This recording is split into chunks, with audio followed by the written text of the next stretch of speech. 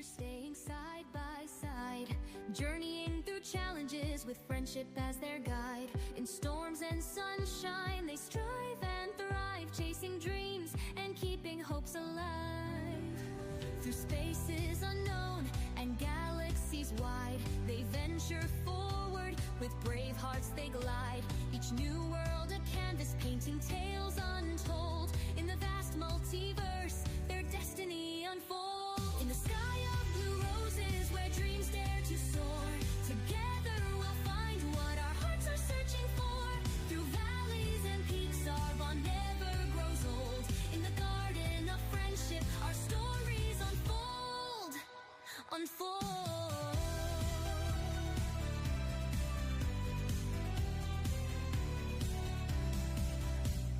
Kelly stands among them, a cheerleader with flair. Her sharp mind and courage setting her apart rare. Balancing grace and strength in every stride, she's the force that leads and in her friends confide. Nellen, the astral elf, with watchful eyes so bright, guides the Blue Rose crew through the endless night. Her gentle wisdom keeps them on the right course. In her steadfast presence, they find their source. Erudite the doll with everlasting grace, mends their hearts and guides them through each embrace. With dreams of fortune and schemes she dreams, she weaves their success in sparkling streams. Lies an undead girl of shadow magic and mysteries call. Once guided by her mother, now seeking that at Starbucks' thrall. With a Taraka deck, her fate she seeks to end. In the realm of the unknown, her story finds no end. Ace the sneaky charmer with mischief in his eyes. From Kelly's past he emerges wearing familiar guise. With words like honey sweet and sly, he'll brighten your day, but keep an eye, he might just try to steal the sky. In the sky of blue roses, where dreams dare to soar, together we'll find what our hearts are searching for. Through valleys and peaks, our bond never grows old. In the garden of friendship, our stories unfold. Carolus, the Foblin guidance counselor, so wise, always ready to lend advice and attentive eyes. Her counsel is a beacon guiding them through the night, with a heart full of care. Waiting.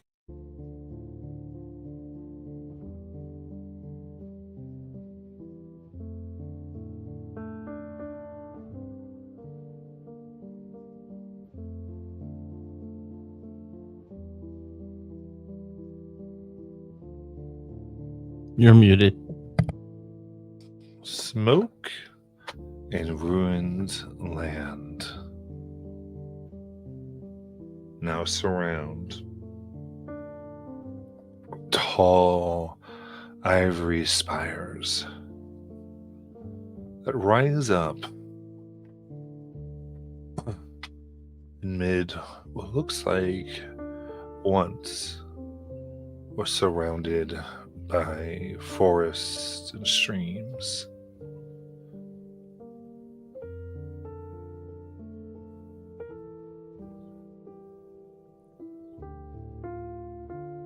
To the east of these towers,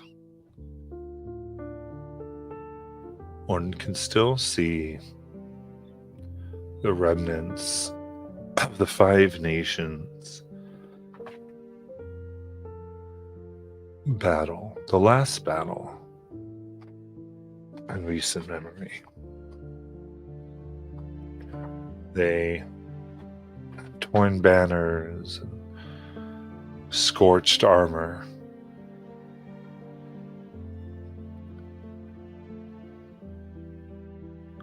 All at the point in which the nations connected. Fought so that one could hopefully have an advantage. There's also here that a prophecy was received.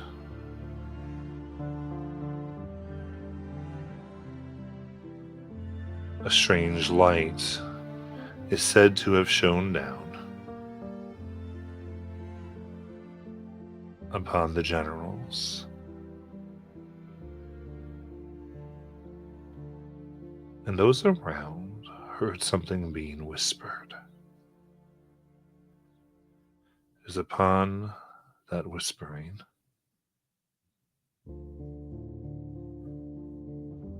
that a peace was made. Stories tell that upon that day, screams could be heard from the ground. Some thought in agony, others describe rage. Still others thought the screams were hungry and starved.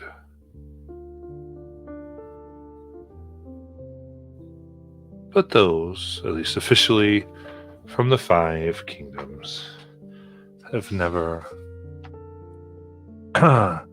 been officially recognized. Not at all. Instead, mostly swept on the rug and never mentioned. It was after this great battle and this great truce that an academy was founded, taken over by one that had already existed nearby this battlefield, which now we see the ivory towers.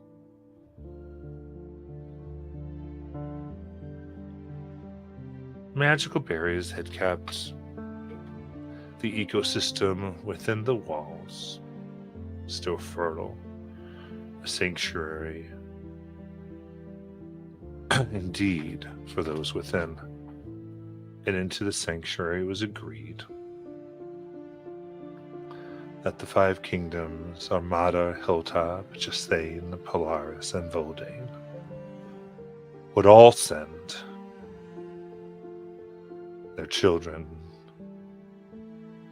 their nobles, in the hopes that peace could be found.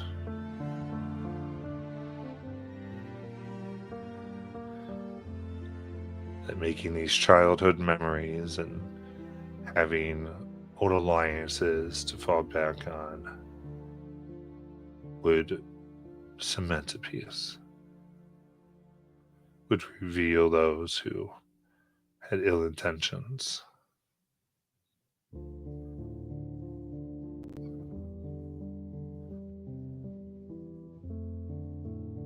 The idea of it, while sounding grand and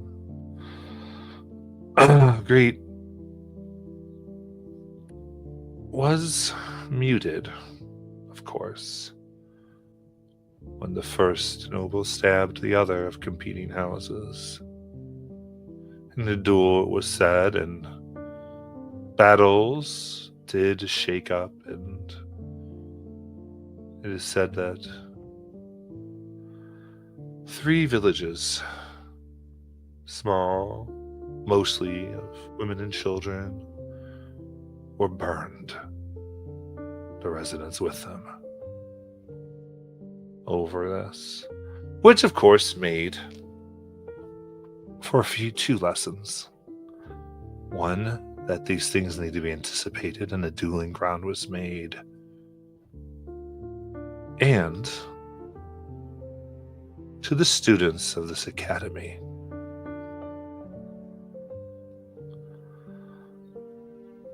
your actions have consequences.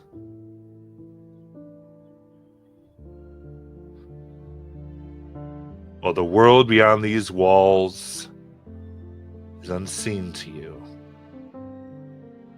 know that your performance in your classes, the relationships you build, the enemies you make, what cause people to live and die outside these walls.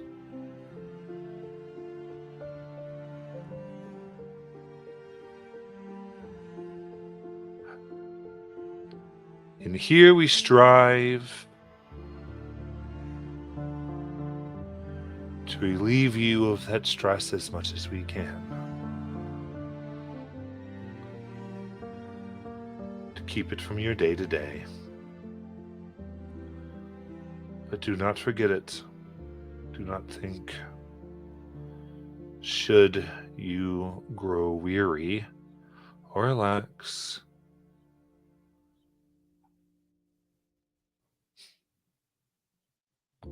that those on the outside will pay with their lives. As we all know, nobles without people are simply commoners. And should, believe me, those who you represent perish enough, you will find yourself on the outside a mere underling, and the one to suffer punishment for what fails to be accomplished here.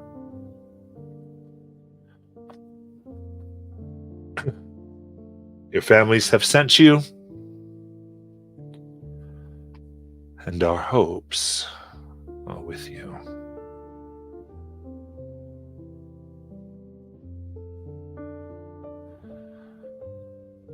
Thus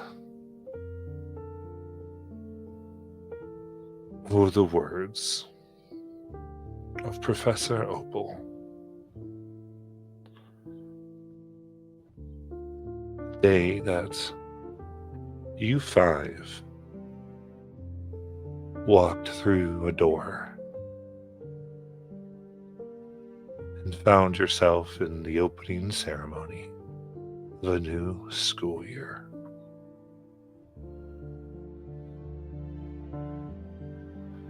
That was your introduction here, and you found yourselves already integrated. People seem to know you, and then you were able to make your connections. All this in the last few months.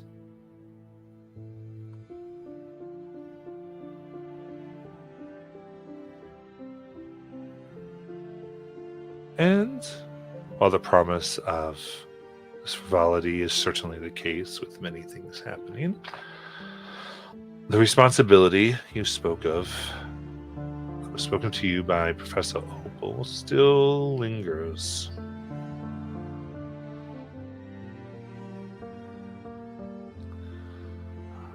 And more than once you have seen a noble called to Professor Opal and informed that some of the consequences that have happened here have rendered situations to be different for them.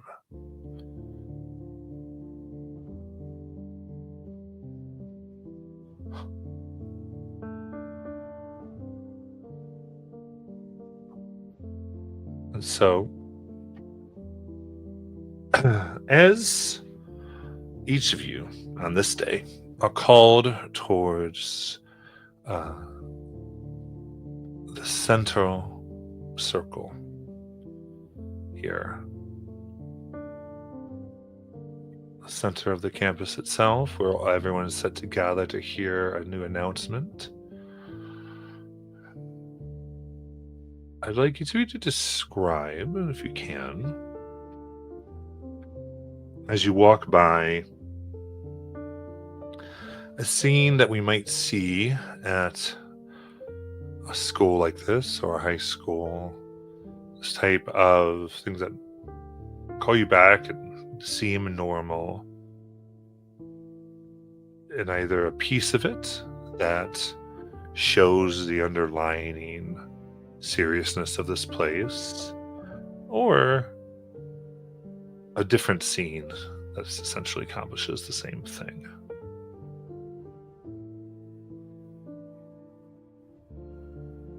You can describe yourselves and how you're making your way about from your various halls you might be with as you see these as well, as you're moving your way, getting to the grand assembly.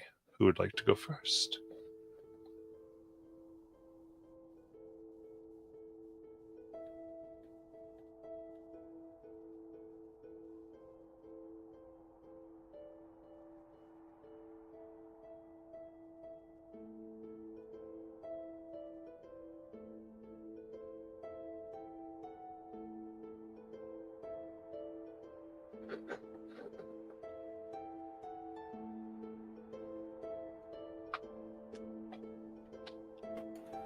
I'll go first. So Peridot has just come from the mail office because apparently her quote unquote parents have sent another package to make sure she's settling in. This is not the first, not the second, but the third package they've sent since she's gotten there. And it's only been a week. And she's noticed that that she's not the only one who has gotten like a package sent from from their parents here, at least from her house.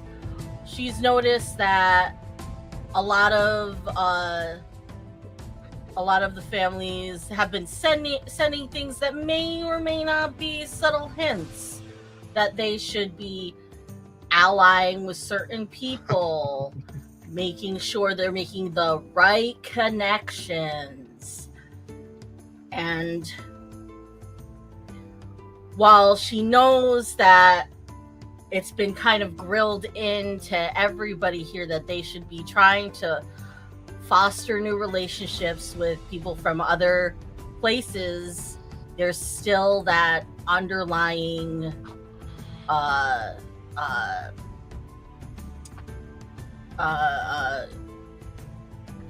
don't know the word, that underlying need to continue to make sure that everyone has like that backup in case something goes wrong and someone decides to challenge someone to a duel.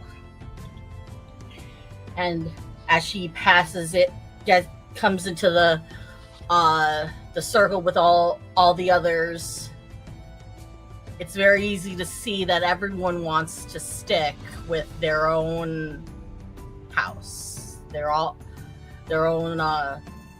clique of sorts. Everyone's separated off. Remind us, what house are you? Oh, and so she's wearing her little uniform with her little crest of Voldane. Nice. Shiny and bright upon her robes. So we'll see Liz leaving the cafeteria. As she's quickly trying to get out of there before this bigger gorilla lady, lunch lady, and covered in food, is running up to her, trying to catch her, and slips her a note. Liz doesn't instantly look at it, but as she's walking down, she finally pulls it out of her pocket, and it reads, "I've been curious about what's going on in this school, but there's two people I'd want you to watch. Just keep an eye on, and it's Coach Donner and his new protege," which this is going to be calling to Nayland, as Liz then will look up and see Coach Donner talking to Nayland probably about the Armada and their team and the rowing team and everything, and how he's really looking forward into or whatever. But Liz thinks to herself about how she is also part of Hilltop, and for this connections, she it was a dream that came to her last night. It was very weird, but it was a Starbucks, and there's a special board that was placed outside, and on the special board, instead of saying like a very good message or anything, like "have a wonderful day," it said, "Befriend the Armadans, get them back to join Hilltop." And then it had a winky face with a man in this nice hat and a really fancy goatee. And she just shakes her head, trying to clear that image out of her mind, crumples up the paper, and kind of just hides into the shadows as she dons the facade and changes her image to look like Drake. Okay. It's closer.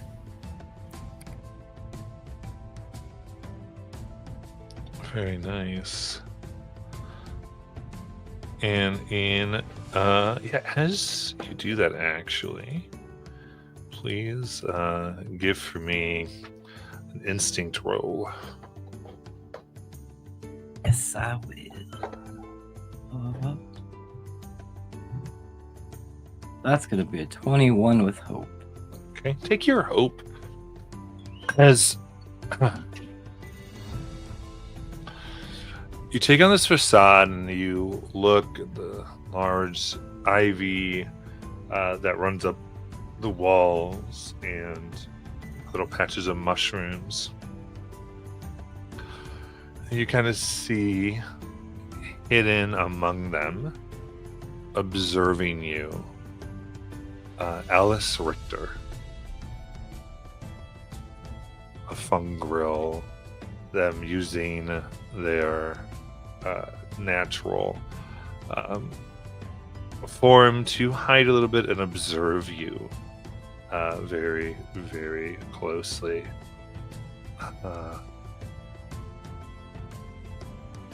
What you want to do as it kind of stares? Do I feel like they caught me changing? Absolutely. Okay. I think in this moment, Liz is going to bring her frog finger to her mouth. That is like, shh, don't say anything. And then she's going to point to her hand and then motion like lunchtime. We'll talk.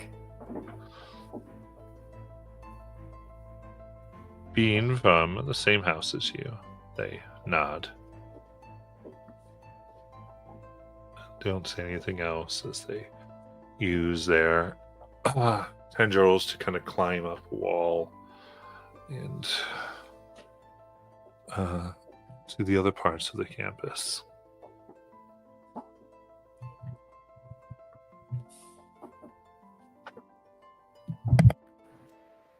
I'll taking the ball that Josh threw, sort of rewinding in time just a smidge in the background of Liza's scene. Nayland's talking to Coach Donner. Coach Donner is like a fawn, athletically built, has a whistle around his neck, and I imagine it would sort of like be wordlessly. We just sort of see them exchanging words. We don't know what they're saying, but Coach Donner passes her a package, it looks like.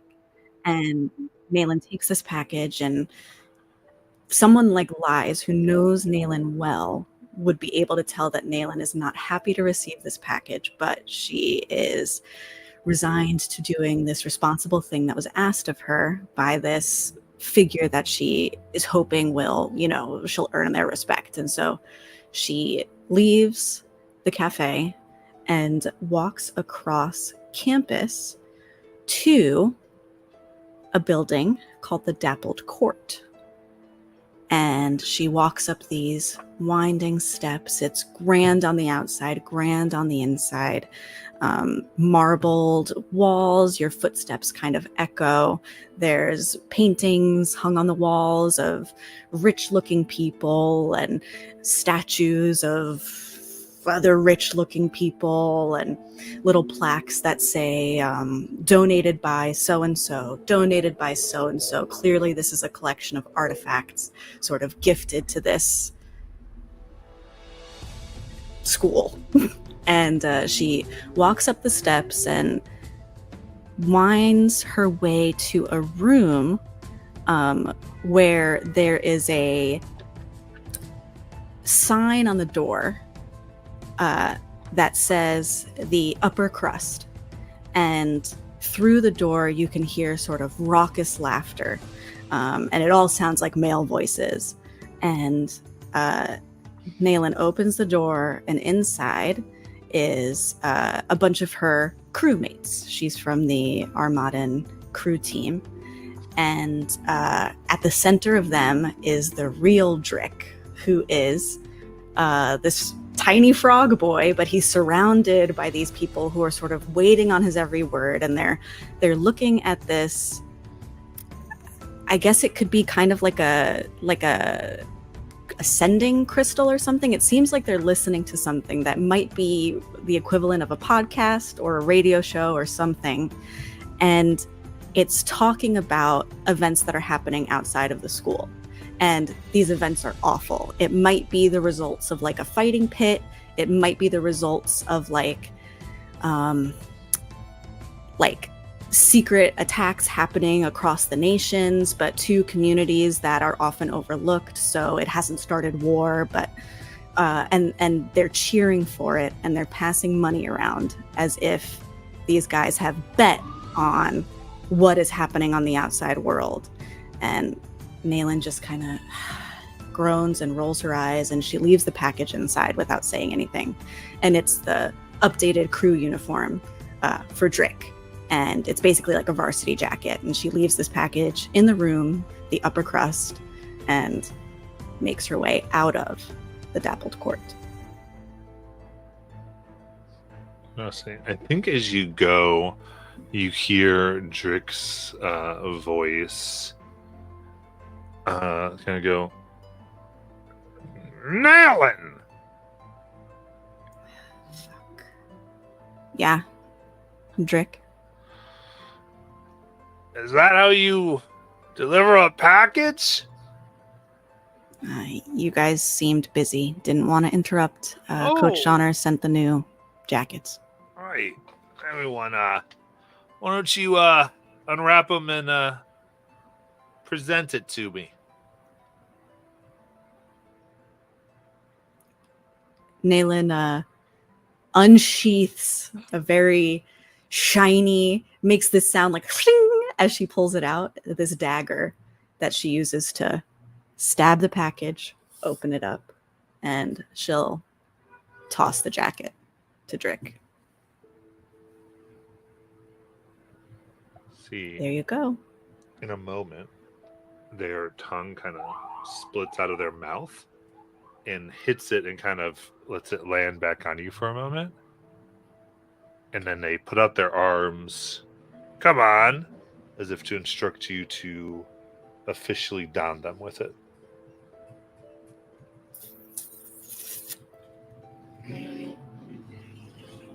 You got it.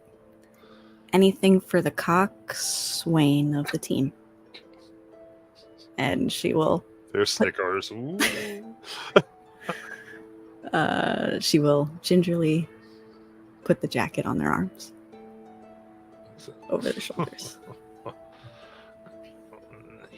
Kind of pat you on the back. That's right. Good. It's a good... for Nayland. And there's this little... not so much mocking, but a little bit good-natured applause, and a few people up into you be like, oh, good job. It's just part of becoming part of the team, you know? Yeah. Gotta pay your dues, put in the work, I guess.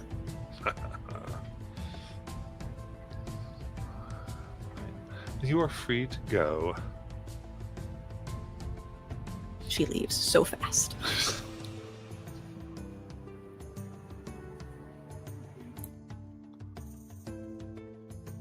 Anisha Kelly.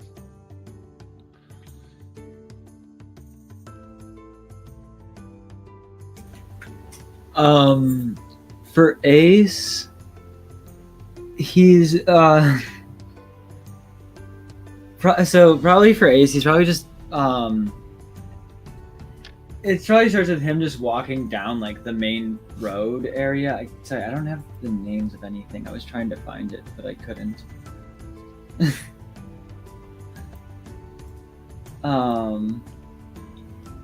Around like the like that circle area, and as he's walking through,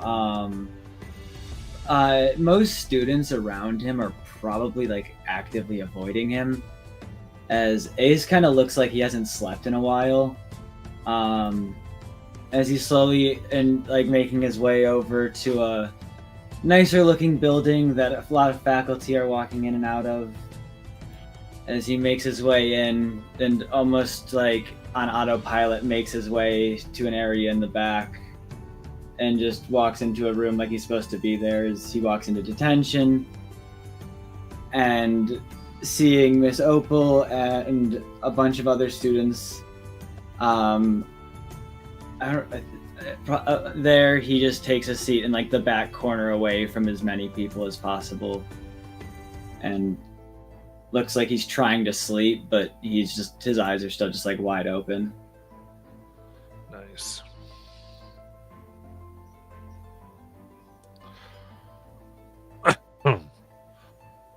Take your seat in the back there.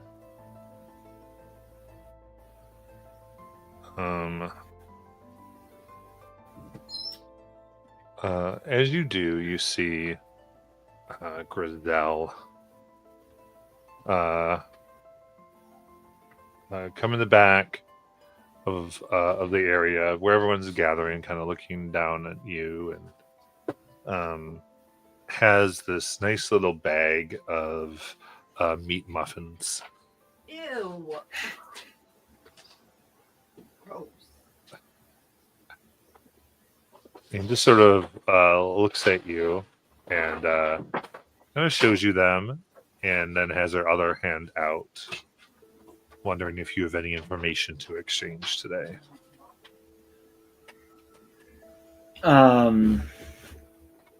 Ace will begin telling her about different pranks certain students are planning on pulling in the lunchroom.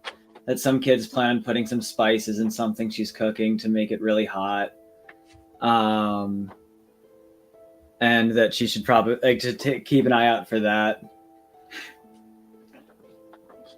Amongst like a food fight 2 kids are planning to start later in the afternoon. Perfect.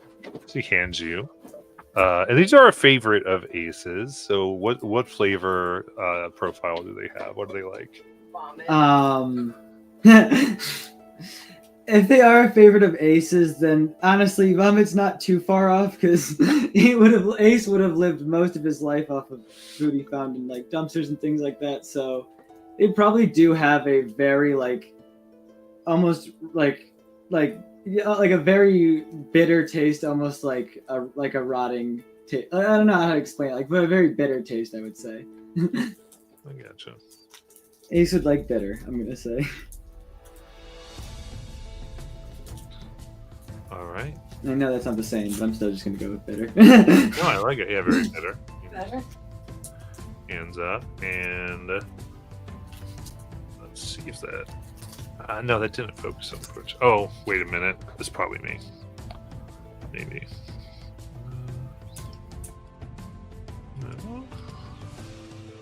No, it's still blurry on there. I'm gonna die. Ignore the foot. Then Kelly. Now focus. Oh, it was for like 2 seconds.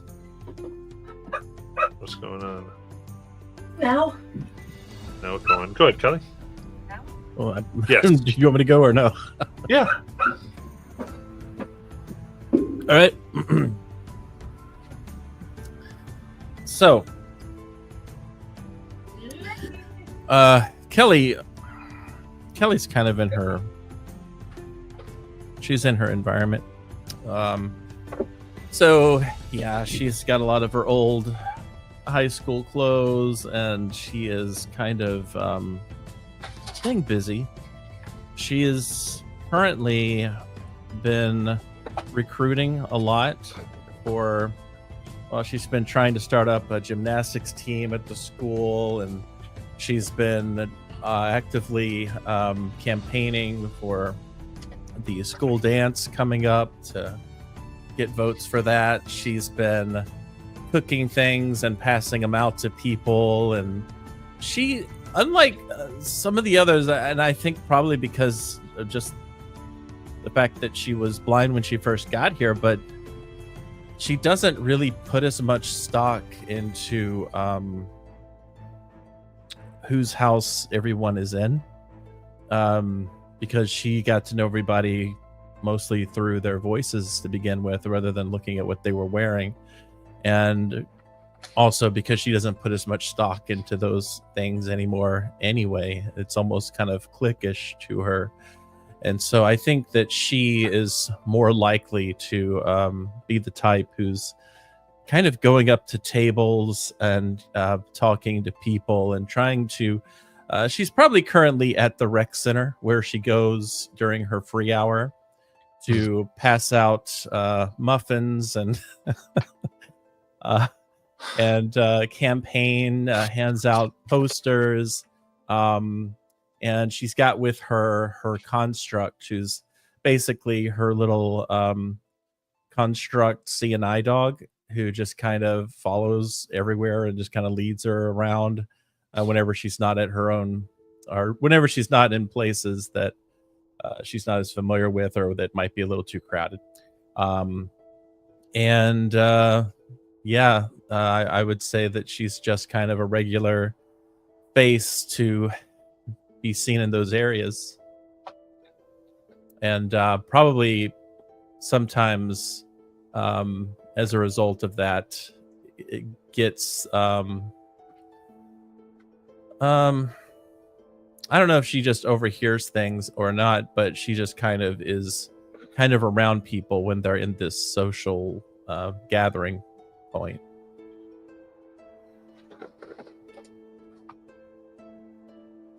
Okay. And like, what are some of the things that she's hearing? That she's noticing, picking up on?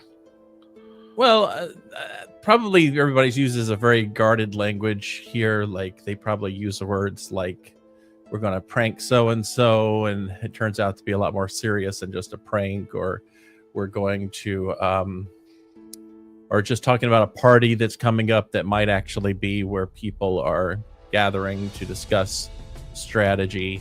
And as far as like administrative, she's been trying to get in good with people who are with the athletic teams for obvious reasons, to try and kind of advocate for those spots. But yeah, I just think she's been picking up on certain language. One of her new things that I put down was, I've been trying to think of a better name for it, but kind of like new eyes, where she doesn't see through her eyes, but she sees through hearing. So she picks up on nuances a little bit better, and she kind of might be able to have a bit of an edge when trying to figure out if someone's BSing her or if they're genuine. Or maybe might hear something far away that nobody else caught up on because they were too busy or too distracted by whatever's going on. Okay. And that's kind of how she's being known as, like what the type of information she provides? No, she is literally living her high school life. But she's picking up on the fact that this place uses language in a way that's more guarded and secretive.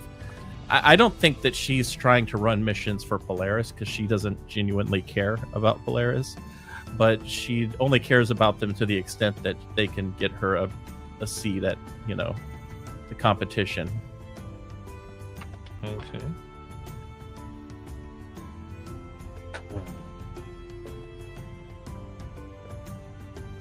And maybe sometimes her brother helps her, or maybe if Drick is there, he'll probably help her because he has a major crush on her. Cool. All right, so she sits through, as she's just kind of taking everything in about what's happening.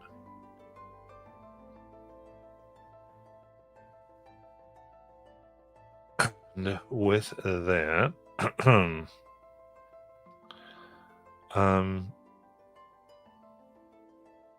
You'll begin to arrive now as like kind of the morning meeting's happening. I know, Lies, you are disguised. So what are you attempting to do here? Where Drick is, well, Drick usually is late. Very big on arriving last and being noticed. So, Lies was attempting to try to get into their dorm. Okay. Very good. So then I'd say you're kind of in the shadows as the group kind of finally leaves. Everyone's going, and you can see Drick somewhat going now to approach the grand area, and you can overhear a little bit of talk, and someone's like, "You really should be a little bit easy on her." And he goes, "What? On carrots? No. Listen, she has a potential to lead. We gotta toughen her up."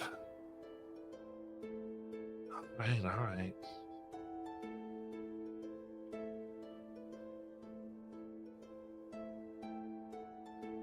And easy enough with everyone already moving. There's a few stragglers. What is your intention here, there, Lies? So, Lies' intention. She's already gonna start off strong with this. I think Lies is going to play a little devious as she slips into his room, or the Armadan room where everybody is and hangs out. She goes and finds his stuff, and she takes a piece of paper out and writes, "This is from Kelly. Meet me in Lover's Lane at this time," and slides it under his pillow. Amazing. You write it and you stick it in. And then as Lies leaves, she takes another stress. Or do I have to? Hold on, let me see. Yeah. I will say, for the purposes of this, if you'd like to, I can give you a stress. You can take a stress to not be seen here. Like, so that no one would take note of you. Otherwise, we'll roll. Yeah, that'll work.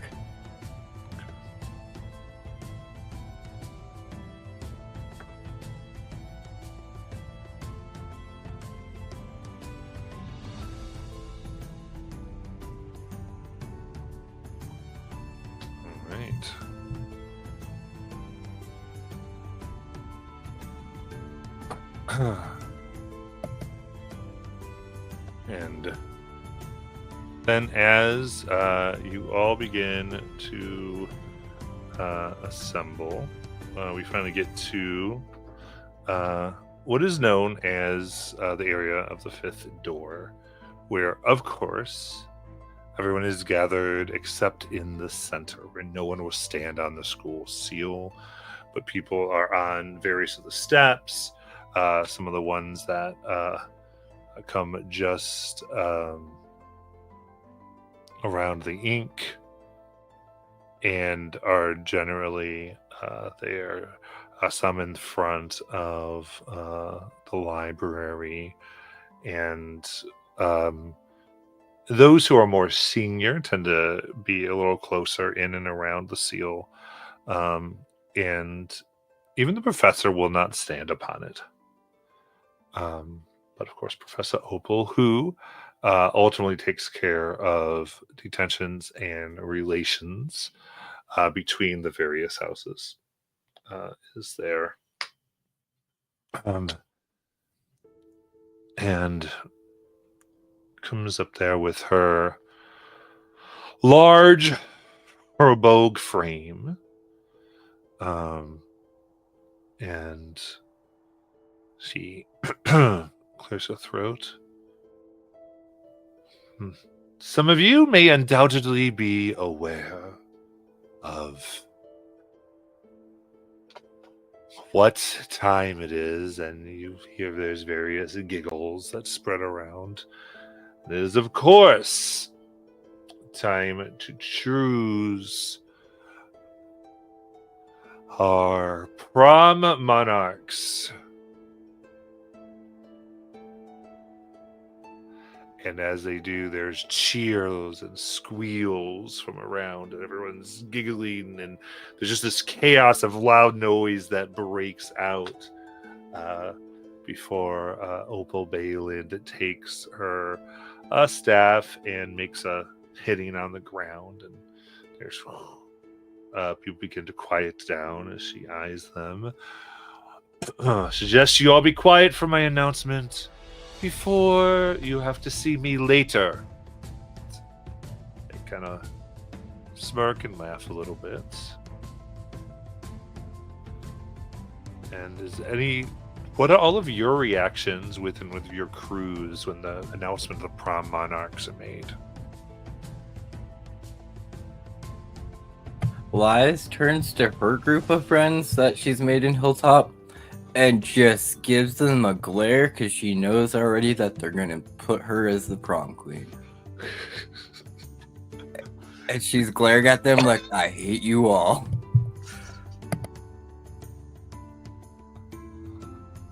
They kind of give you various thumbs and tentacle ups.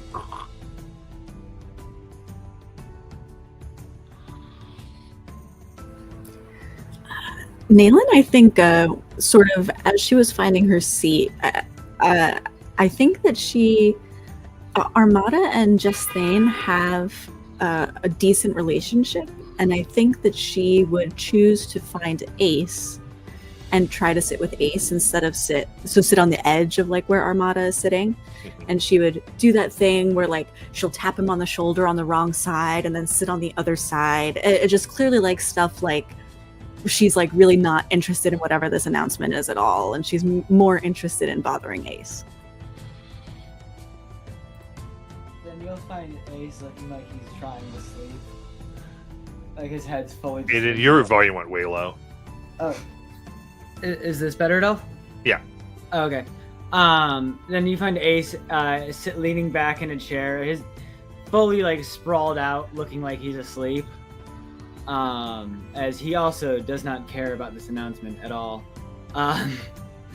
As you tap him on his other shoulder, he turns to like, he almost like violently turns towards you, and in his eyes you see for almost a second he looks angry before recognizing that it's you.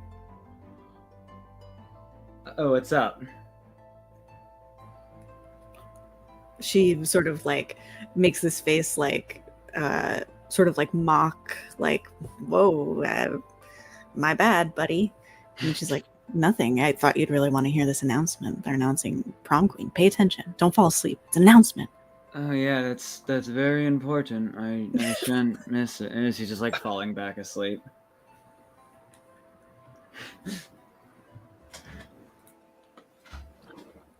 Amazing. Anything from Peridot or Kelly?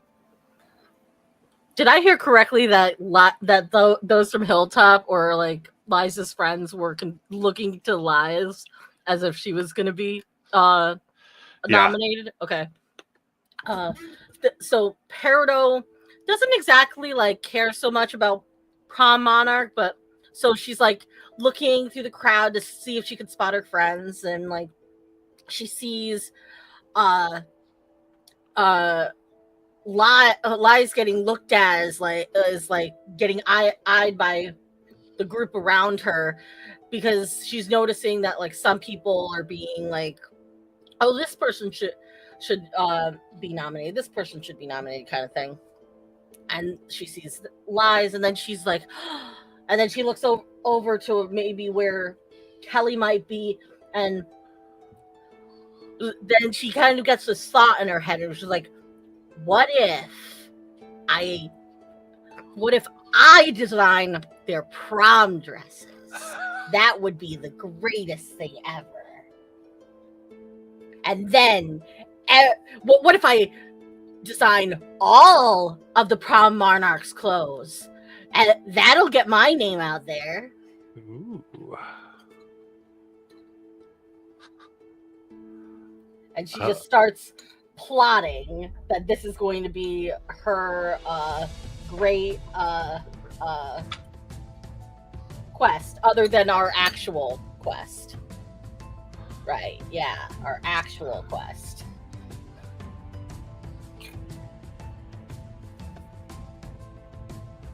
Very good. I think then as your eyes kind of go by, I believe what's this? You see someone else who's staring daggers at you as they're twirling their own like sewing needle, who is having a similar thought as you. Who would it be?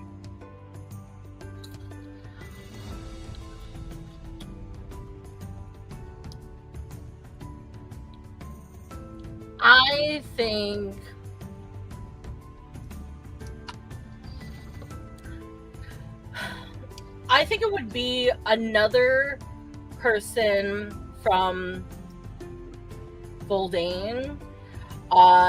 They're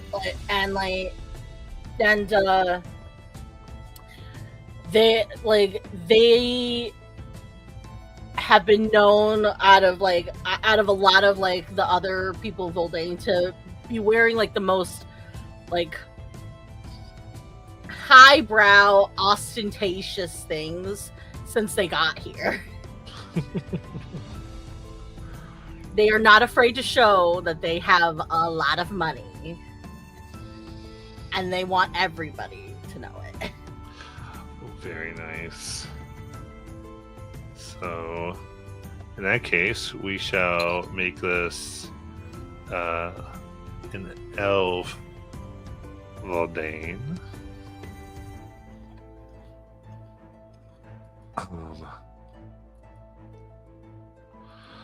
And this is Prada Velour.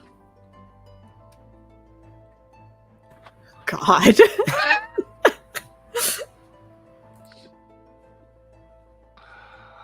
She looks and takes a little needle and puts it across her neck, like to say, "Don't you dare." I'm totally oblivious to her. She is not on my radar. Nice. So you guys see her, she has to do it. Your eyes already leave before she can get it off. Like, we just hear, "Son of a-" trying to be intimidating and can't take this. And what about Kelly? Kelly, standing probably toward the front of the group of people from Polaris, she feels somebody put their hand on her shoulder, and she kind of takes their hands into hers, and she's definitely been campaigning for this, but there's a part of her that ever since she's gotten here has not felt completely herself, and so I think that she is like standing there with a lot more nervousness over being chosen and doesn't really know how to deal with losing if that happens. And so she is just she's got her smile on and doesn't really know if anybody's looking at her or not, but she's just kind of standing there with somebody's hands in her own. She's trying to remember who that person is and just listening to the words. Okay.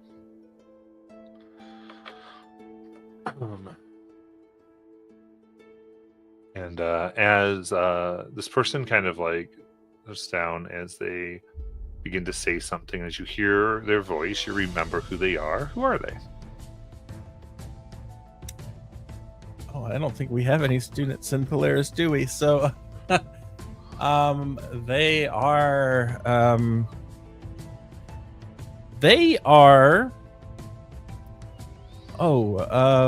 we can call them. I almost went with a name that I definitely don't need to go with. Somebody throw me out some names. Let's hold on. Let me think. Male or female? Female. Kathleen. Oh goodness, no. Female. Something quick. Ava. Hold on. That's for help. Rejects help. I love it. You're good.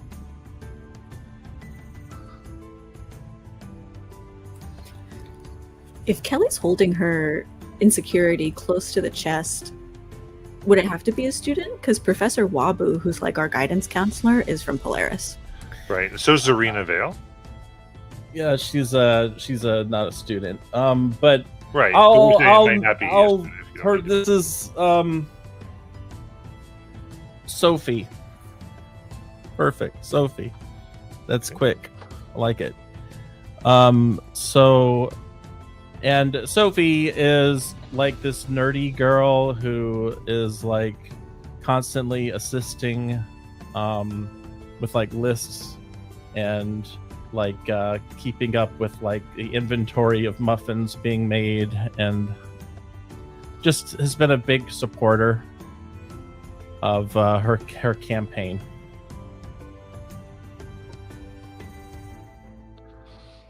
Cool. And as Ash leans down and says, "Don't be nervous. You can do it, friend. I believe in you." Thank you, Sophie. And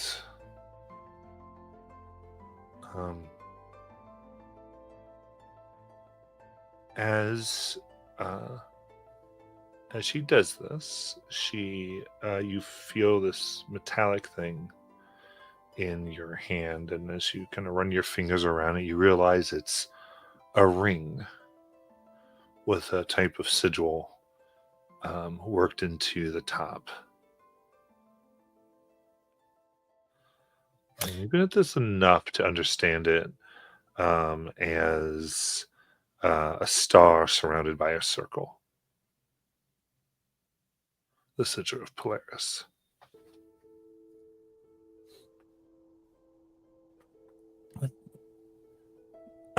Oh.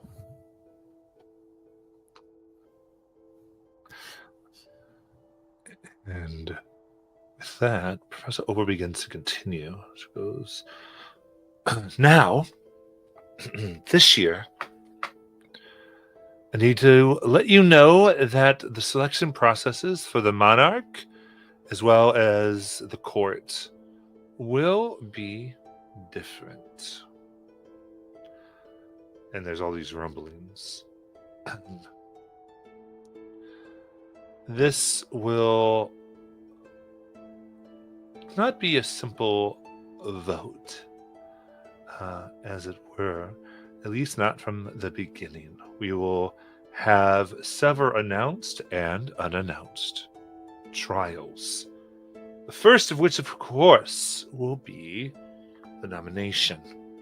Now, each house ultimately may only have one person that they nominate for each court position. Of course, there's the monarch themselves, there's the royal seamstress, or seam person, as they kind of continue naming various positions. Goes, now, each of you, all right, various people will be giving their each house is able to have 3 people compete to be that house's royal court representative, and then of course there will be the main competition.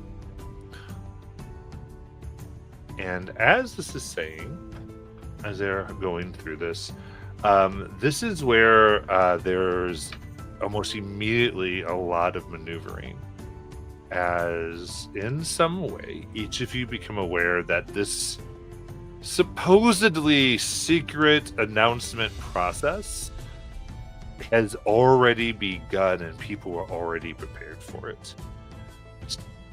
So isn't it too surprising in this school of alliances and knowing that many of the people's parents and such here are in fact board members and leaders and would always give their children some type of advantage. Thusly, you can already see that these supposed nominations are already happening, have happened, are occurring. For each of you either you can see where you are in this, because you're either going to be nominated for something and receive that piece by your house, or you're going to play a part in having another member of your house nominated for such a thing. As this is happening.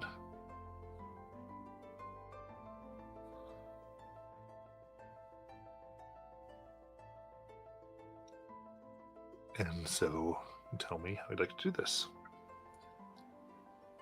Peridot is vibrating. She wants to be the tailor. She wants to be the tailor. This going, and as I think you're vibrating, you turn around, and there already are some of your housemates. Who do you feel like have been aware of your tailoring expertise?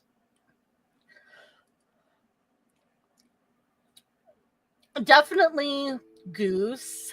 I feel like Goose is like of the mindset of like, well, despite the fact that Peridot has to lower herself to making her own clothing, I have to admit she has talent. And if we're going to win, we need talent.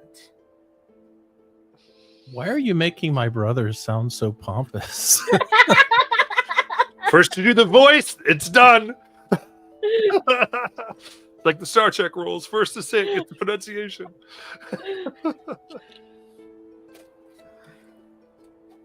He's only pompous in public.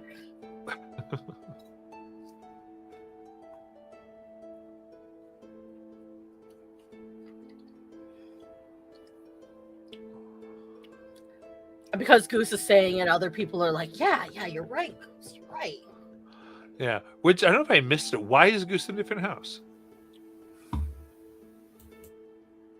I did explain it in the thing, but basically it's where Kelly would have gone, but she needed a lot of help when she first got here, if you remember. And the best place to get her that help was Polaris. And so that's where like all the stuff that she now uses is like how she learned how to read, how she learned how to use magic in a way to allow her to see things differently. Okay. So interesting. So she would have. Okay, so that's so. And that's how she got to know Professor Vale. Perfect. But she and Goose are still very close. Yeah. Very good.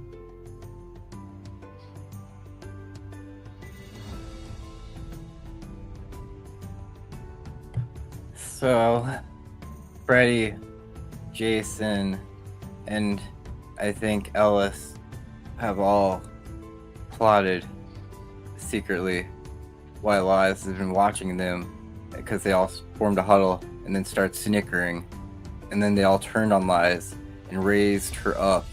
They started chanting Liz for the Hilltop Monarch, almost like a football thing, like that she just won a football game. But she's like, "Let me down! Let me down! No! No!" I think she's staring at Kelly the whole time, even though she knows Kelly can't see her technically. she just knows this is going to create either a rift or maybe bring them closer because she's felt a rift between them. So, Absolutely. As you're saying no, it's starting to maintain. And there's a few other people being lifted up, but like you have this career, especially of like these various somewhat outcasty and different people. People are sort of scared of them, and they're like, all right. And before you know it, you have a ring. And Peridot, you are given this needle pendant as a symbol of what role you're trying for. Ooh.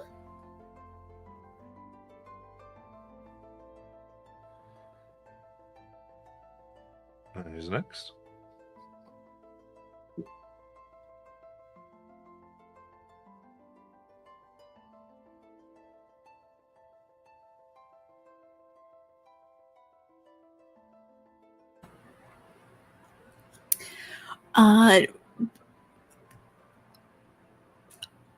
In how this is like organized, is there the equivalent of like a prom committee or like a group of students who organize the decorations of the dance and the budget and all of that stuff?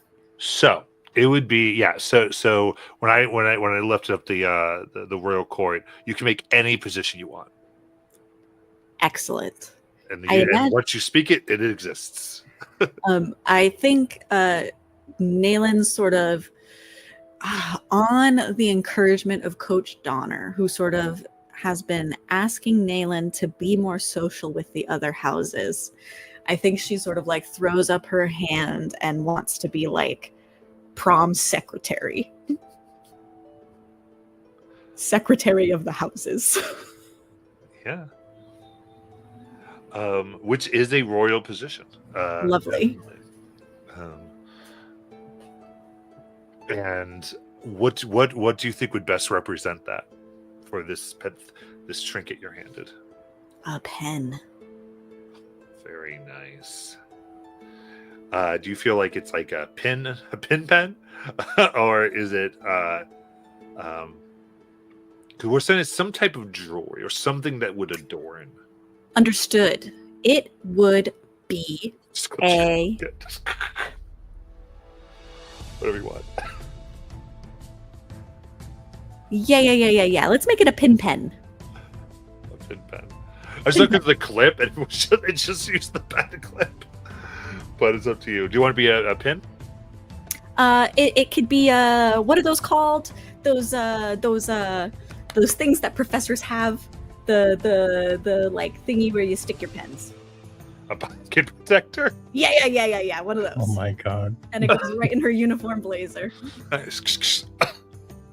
And it is like silvered and ornate. And like, I mean, even has some ambience. And as much as everyone thinks like it's just give it to you, and sounds like they would be a little bit like, but even as it's handed to you, those who are handing it to you kind of also give like a bow of the head and a few a line behind you,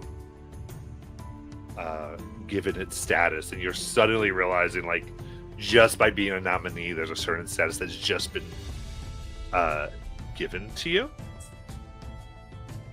And walking over here, you very much see Drick, who of course has a ring, and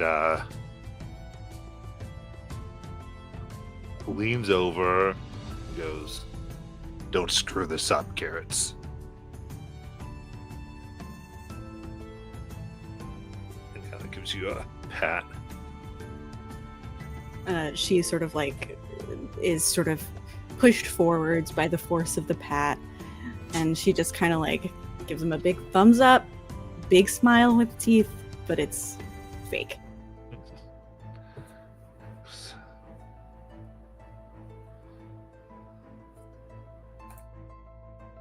I have a clarifying question. Of course. are we making rolls for the overall like process or amongst our team? Either or. Either or, okay. So the option was you are either an instrumental part of nominating another character or NPC or whatever, or you're saying what you were nominated for. It's either way you want to do it. Okay. And then you can make a thing up or use a classic one that's already been mentioned. Okay, then Ace's role was probably at first it was probably he was probably asked to help protect the person that we decided to choose, or like that a group of Justaians decided to choose. So because before the process I assumed there'd be a lot of even bad blood between their own groups of people trying to get to the top. So Ace's job was to kind of protect her and sabotage the other people trying to get it.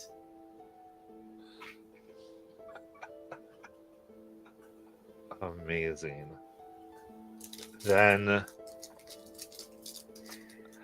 if you're down with this, as you go up and you help nominate someone who you've made sure that everybody, like no one could get close to. Let's figure out who this is from your house. Okay. I will think. Indeed. I will take name recommendations if anyone has one, because I'm very bad with names. I don't have a name recommendation, but I want them to be at Qatari because we don't have one of those cat people yet, and that Sure. seems like Sounds sly Great to for me, me. but also kind of hot. You know what I mean? That works for me. I'm gonna just use the name Chloe, I guess.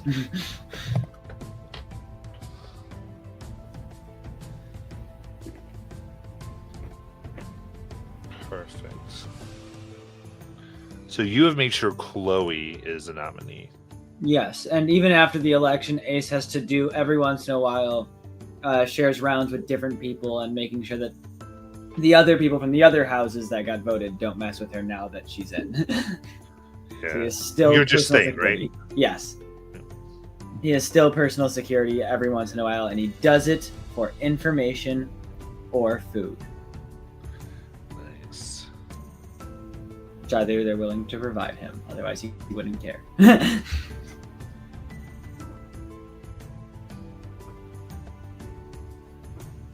And I'd say, I think as this happens, they kind of give you a look, and they, you see them kind of touch their ring, and it kind of opens up, and there's this little pinky ring that comes out. Much smaller, that what they want to do, because you're gonna have to accept this, is slip it upon your finger where it'll become invisible. Ace would put it on. They go, and with that, you are Royal Spy Master to this particular nominee. Cool. Which, as various things are explained, and again, over this, we're hearing all these positions explained by Professor Hopero, all their responsibilities as you're all being nominated. And one of the things is that, and some of these you can come up with yourselves, but one for this is that any points you achieve will be given directly to your nominee. Because you're not a nominee who needs to get points or get things to become an official one, but you support as a Royal Spy Master. And Kelly.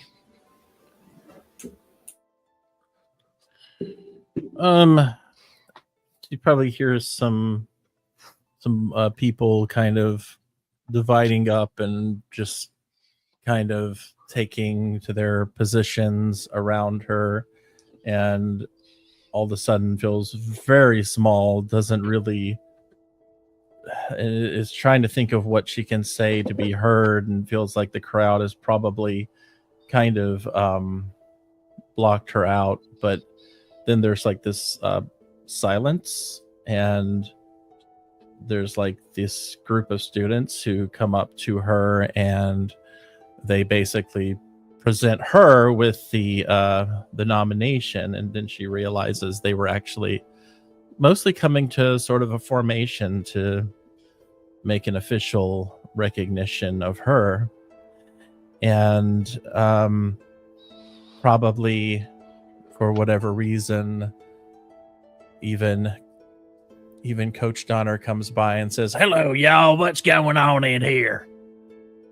At first to speak it, right? I'm kidding. That's fine. And, No, Coach- not Coach Donner. But nonetheless, That's I exactly think how he sounds in my head, for the record. Southern Australian. No, she definitely will accept their ring and puts it on, and doesn't really fully grasp what's going on, other than this is for the, basically the prom. And so she's really excited about being nominated, and just is hugging everybody around her about being chosen. Very cool.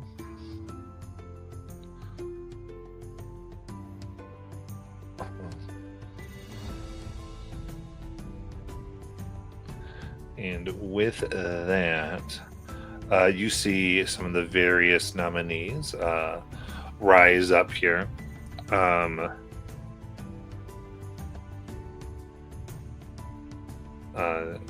And of course, Donner does see this and see how you've been nominated. And Sophie seems to have been the mastermind behind all of this in order to make it happen for Callie. She goes, "You have this. We believe in you." And Donna will say, "Well, I am proud of you, neighbor Kelly." Just a quick word of, just so you know, Coach Donner is in a different house. I know. Okay, cool. Okay. As long as he's cool. You're the one who put them there. I like having them there because she's been working with the athletic department. Yeah, I know But, she's been working cheerleading and okay. everything, so he's been watching her. Yeah. Okay. Absolutely. I just wanted to Yeah. make sure before you went on. Yeah, no. I'm working hard with everything, and I have to say, of many of the students here, you embody the whole point that was supposed to be united. And he kind of gets close, but it also means they're gonna be out to get you. I hope you've got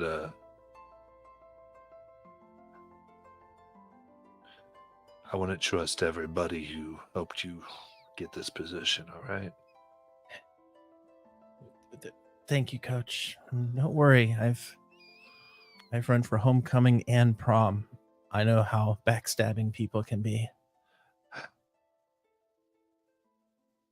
It's literal here. You know that, right? Like, written down? Like with an actual blade in your back. I think that's when it finally hits Kelly.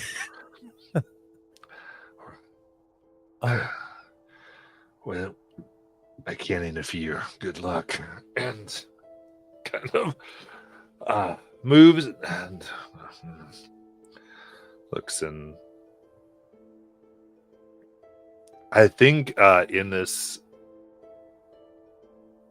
all of this will try to catch Nayland, who is being a little bit celebrated, and tries to make sure that you see what's happening with Kelly. And do you feel like you kind of catch this scene? Yeah, definitely. And like once he kind of gets you, kind of looks, and you already see the other two nominees are like with each other with their full courts looking at Kelly, and like you sense the murderous intent. And once he notes that you note it, kind of quickly with his fawn leg spring away and comes over to the Armadan area, and congratulations everyone, all did well. Nayland, very proud of you. And Nayland, you do find yourself next to Drek, and you see like there's already like kind of unofficial kind of courts being made, even though that's not how it totally works. You can see the people who different ones really want them. And you do find that it seems Drek actually wants you to be his particular secretary. Great. Can I also, in the same way that Professor, that Coach Donner made eye contact with me, might Nayland try to make eyes at Lies, who, of all of us and of people that she trusts, I mean, they're vying for the same position. So Nayland just wants Lies to appreciate the gravity of the situation, that her house will, or her like Hilltop will be trying to take Kelly out in her favor. And Nayland just tries to catch eyes as Lies. What? Lies' eyes. As you try to catch Liza's eyes, you see Liz is instantly like, she hasn't looked up as she's been trying to get this ring off her finger. But somehow once it goes on your finger, it's magically attached and it doesn't ever come off. And then I think finally she just goes up and looks up and sees you looking at her. And then she like kind of cocks her head, not really catching any of what's going on. Perfect. Love it. And then there's a continuance. Now, of course, the first step will be to become a part of the official royal court of your individual houses, apart from the other nominees from your house. After we've determined that, then the official competitions and trials will begin for the monarchs and royal court of the school at large.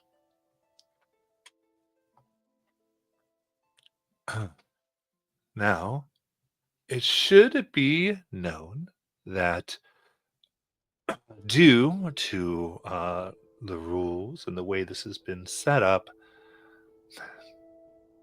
you will be earning points for the second phase during the first phase as well.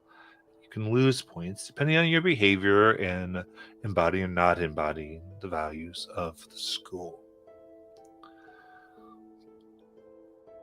And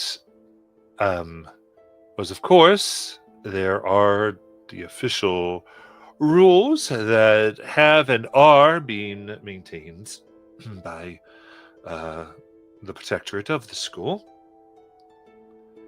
at which they glance over, and there is appearing over the library like almost garland that's strewn from the very, very top. You see like the scroll, and then it starts to unravel and go around the top of the dome of the library, and then continue down and down and thousands of feet of rules and regulations. that start to adorn and hang, decorating in colorful lettering the library itself. And even as Opal continues, after it's totally unfurled, it lengthens as more things are added.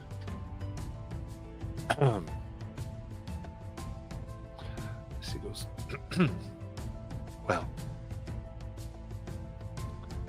now I'm here to announce the very first.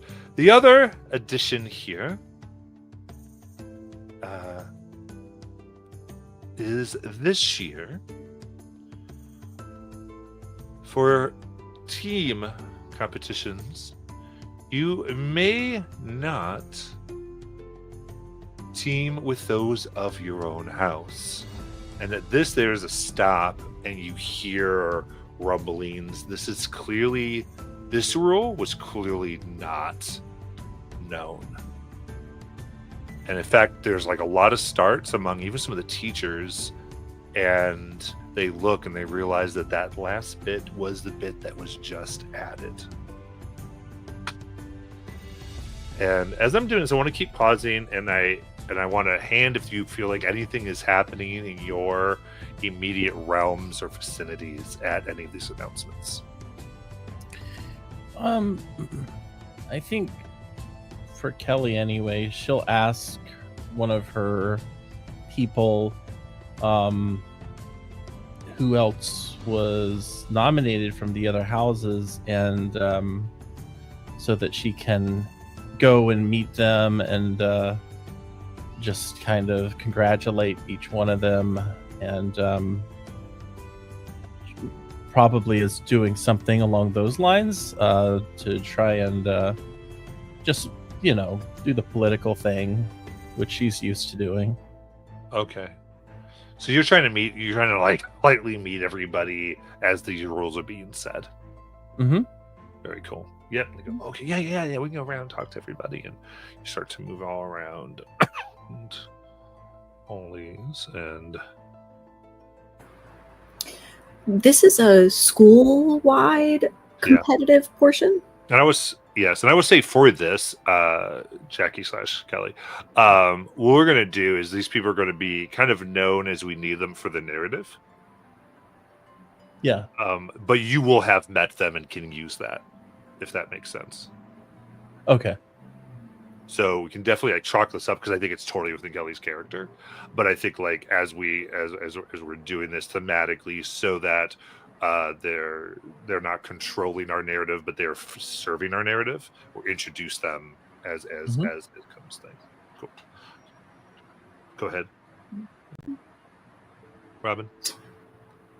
The what they're describing is competition that the whole school takes part in, or this first one seems to be they're talking about where those who have a nomination. Gotcha. Okay. And they're to form teams with other houses. Gotcha.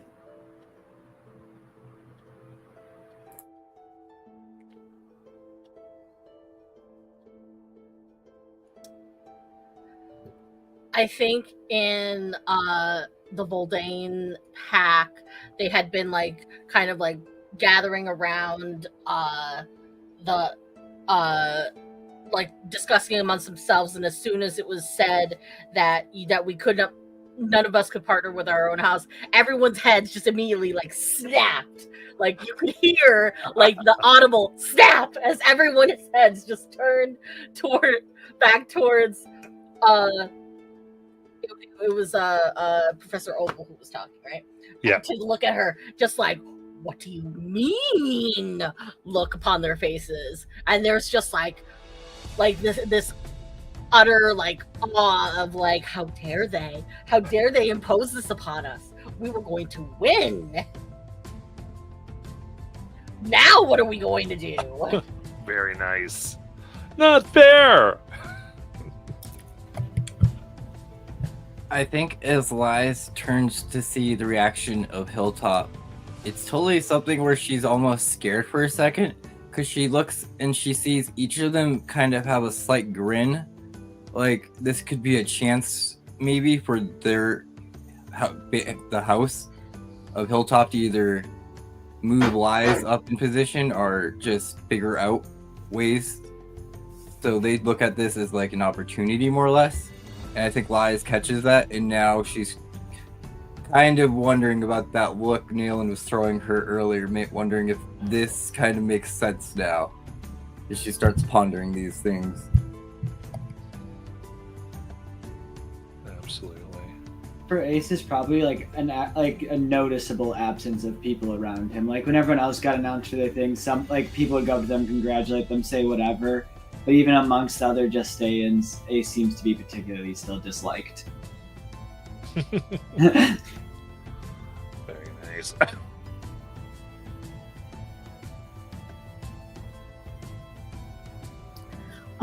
I imagine that Armada as a whole would sort of have the same reaction that Voldane had, although just because I think that this like idea of like for the team is like no matter what team everybody is on, no matter what sport they play or what other type of team it might be, the idea that like you're gonna have to be separated from your bros like really does not sit well with them. And so I think they're all like, oh man, like they're unhappy as well. And even though so they and Voldane are grumbling the same thing, and I think that probably shocks the smarter people in Armada that like they agree with Voldane about something. Definitely. Like, but we have the camaraderie, we have the team spirit, come on. Good.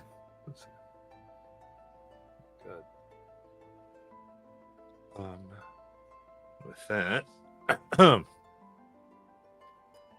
Opal will continue. Go. So, to start, it is by, we shall say, Providence that a incursion is being detected from below. And there's this immediate call to attention. You go, indeed. It will be incumbent upon you as nobles to defend this that has been school that's been put at the crossroads, by which all the rest of the land of our world is accessed. As a reminder, it is only by our work together here at this academy that the forces of darkness below are prevented from wreaking havoc in all of our kingdoms. And to this end, we have added that during your individual clearing, you will be able to earn points for your nomination based on solving the problems and rectifying situations however you see fit below. Now, this you may only, she smiles, achieve points if you are on a team in which no one else from your house is on in one of your squads. So, you would need to form your squads from 5 different houses, or a squad of 5, and go down below and rectify whatever area you find yourselves in. As such, those of you with nominations will begin to show yourself why you from your house should be chosen.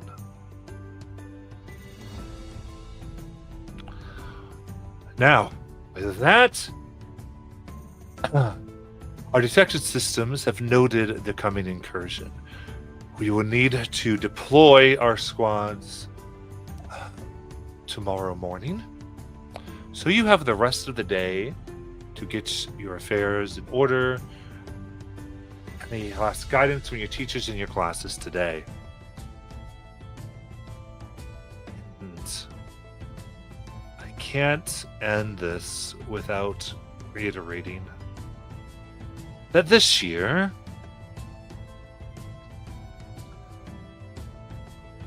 we need the survival of all the nominees to be paramount, unlike years previous. I hope that you all understand the seriousness of this. Will lend your support. There will be more to come. I look forward to seeing you compete and win. And Opal takes and eyeing Ace. Looking at schedule. Of course, you're already on my list for today. How do you get detention days in advance? If you get enough fights, they can't stack it. Not enough time in a day.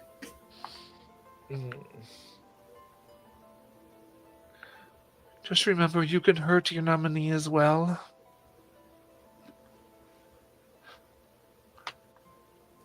They asked me to join.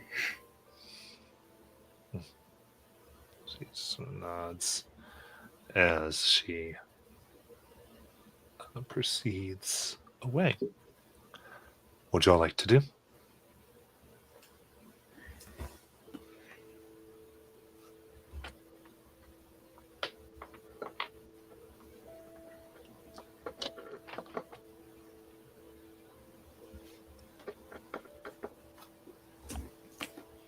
So if you like, would you all like to be at a little meeting place that you maybe meet up before the morning classes every time? What's something else you'd like to do? I think that sounds good. Yeah. That's fine. All right. We meet at the Fur Vault. The what? The Fur Vault. The Fur Vault. The animals. Room. Mm-hmm. Remember the Fur Vault. The Fur Vault. Yeah, it's our emotional support room. Yeah. Oh. And it's always open for those who need it. That Probably works. mainly us. Mainly us. Mainly us.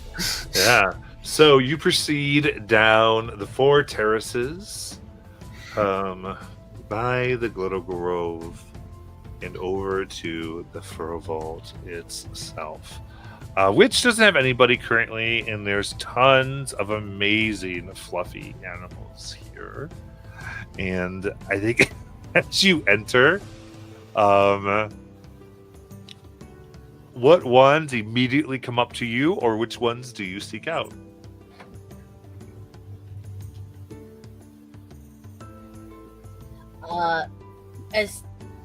When Peridot goes in, she immediately goes over to it's like a big cage on the wall that has all of these intricate wooden like staircases that go zigzagging up, and it's just full of 5 different ferrets, and she immediately goes to one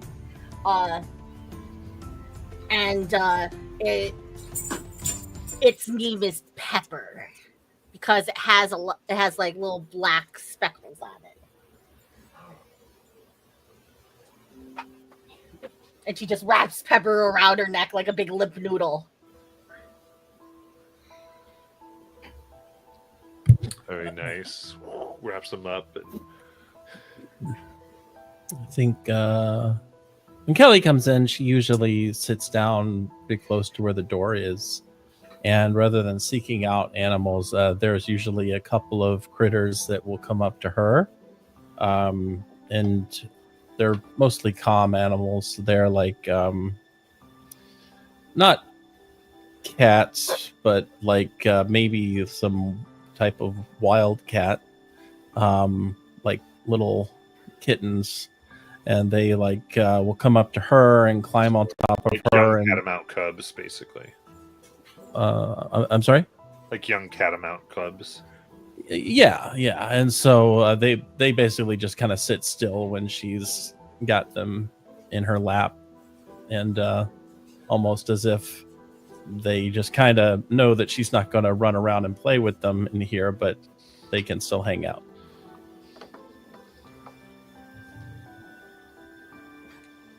For Ace, even though he like noticeably usually loves animals, here he just kind of ever since he's been here, he's just been off. So when he walks in, he just kind of tries to like sit in the corner, away from everything else. But there's always this one sparrow, like tiny sparrow, that just perches itself on top of his head. And no matter how much he moves or tries to fling it, like swat it away, it'll always re-perch at like the highest point on him. So the sparrow. So it's like Yeah. For Lies, every time she comes here, the animals still get off that undead vibe from her. So most of them always scurry away. Always. And it's really sad and it's to her because she ends up hugging a stuffed animal. But there's always one little flying squirrel that lands on her shoulder that she'll normally pick up nuts and feed to, that she's named Dominic. Nayland, I think, walks in as if she's walking into a building full of like people, and I don't think she treats any of the animals. Like, I don't think she pets them or anything like that. I think were she to interact with them, she would speak to them like they're people, and they would as if they could understand common. And where she stands, the canines, whatever variety they are, would kind of either sit next to her or behind her. nice. Very good. And they kind of lean their head on your shoulders and on your lap, like. Sometimes my construct doggy will do the same. Also, Ace is half convinced his hair is turning white because the sparrow keeps pooping on him.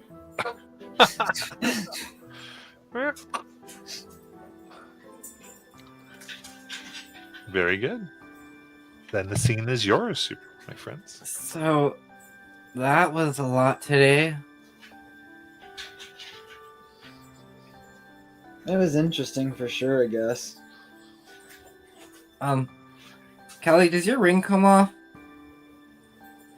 I haven't tried, and Mine doesn't. she'll test it, and I think probably just stays there. Yeah. Honestly, I can barely feel it when it's on, but Really, Unless mine I'm feels thinking like about it's it. heavy. Oh, You look over and Ace is trying to pull his off with his teeth.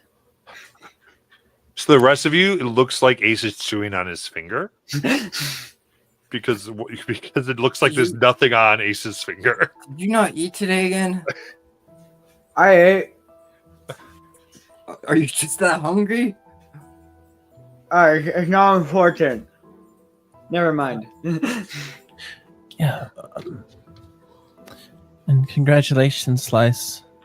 Oh, yeah. Thanks. I mean, we all know you're gonna win it anyways. Like, I didn't want to be a part of this. I think it was a prank on me or some joke. But I'm really excited for you. I genuinely didn't think I was going to win. Kelly, it's you. Come on. You could, like, beat any of these girls. To be fair, my whole job is to sabotage people. So, like, I have a pretty close in with two of the other people, aka you two. Lies takes a step away from Ace at that moment. Coach said something to me. He kind of told me about it's literacy when someone has a knife to your back.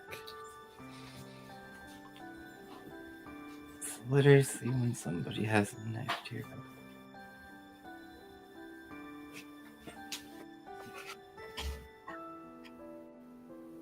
Yeah, we both know I'm not smart enough to get that. Are they riding on my back with a knife? That's what I thought. I don't know what he said to you, but he made it clear to me that he's worried that these things can get really dangerous. Yeah, I think that's what he meant. They did say people died doing this.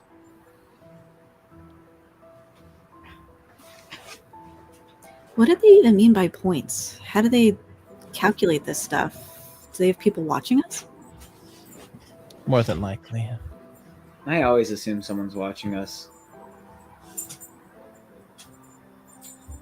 Haven't been able to get with anything. And Peridot is like, well, now that I have the both of you here, she pulls out a book and she like flips through it. And inside, if you catch like some like images or different like designs that she has for tons of other different things, like there's a design in there for like a self-brewing teacup, like a teapot that's been deconstructed. There's another design for like a double-tiered carriage for people that may or may not resemble a double-decker bus, but that's neither here nor there. And then there's like clothing designs, all this different stuff. And then she stops at the very end, and it has two different designs on it, and they look completely fleshed out. And it's like, I have some ideas for your dresses. Now, I was thinking, Kelly, what would go great for you is something white or maybe like an off blue, something bright. And I was thinking maybe we could add these gossamer wings to the back, kind of like a butterfly, and they would like we would use some kind of Magitech to make them shimmer as you walk through the room, catching everybody's eyes. And then, Liz, this is the dress I have for you. I think you'd really, really like it. It's not too heavy, even though on the page it kind of looks like it's a lot, because it has long, heavy sleeves and it has a very long like skirt and everything, but it's going to be entirely lace. And the dress that Peridot has kind of sketched out for Kelly kind of resembles something you might have seen on a Sailor Moon, whilst Liz's dress looks kind of similar, like something you would see Morticia Addams wearing. Did I draw these? Yes, I did. She would add like a lot more description into describing what Kelly's dress would look like, so Kelly can like visualize it. Peridot, these designs are killer. You're definitely gonna win this for sure. Oh, and I also had some of these other designs for some of the other houses too, and like she kind of like begins to prattle on about how the design that she made for Armada kind of resembles like a mariner's uniform, but dressy and more functional. Can you design Ace an invisible suit to match his invisible ring? You just want to see me naked. Yeah, that sounds kind of gross.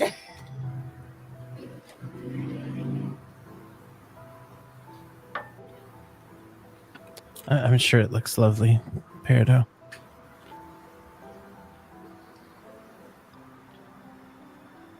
I think all of you would look so pretty dressed up like princes and princesses.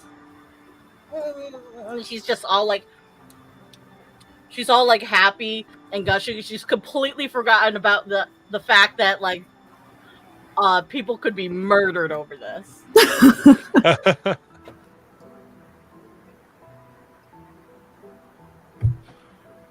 So, I mean, not to the obvious question, but like, we're choosing each other, right, for the group?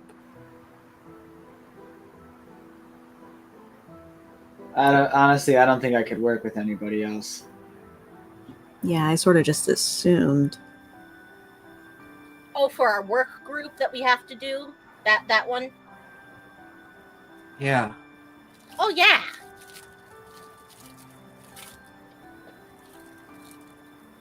You're in, Kelly, right? Oh, yeah. Yeah. You see that she kind of looked a little distracted when Peridot was going over her designs. Absolutely. So, what is it that we need to do? We need to go to the 5th door tomorrow morning? I think so, and go fight whatever's down there. I thought this stuff usually happened after school. Kind of weird that it's happening first thing in the morning. Must be serious. I know. I mean, I still gotta find time to schedule practice.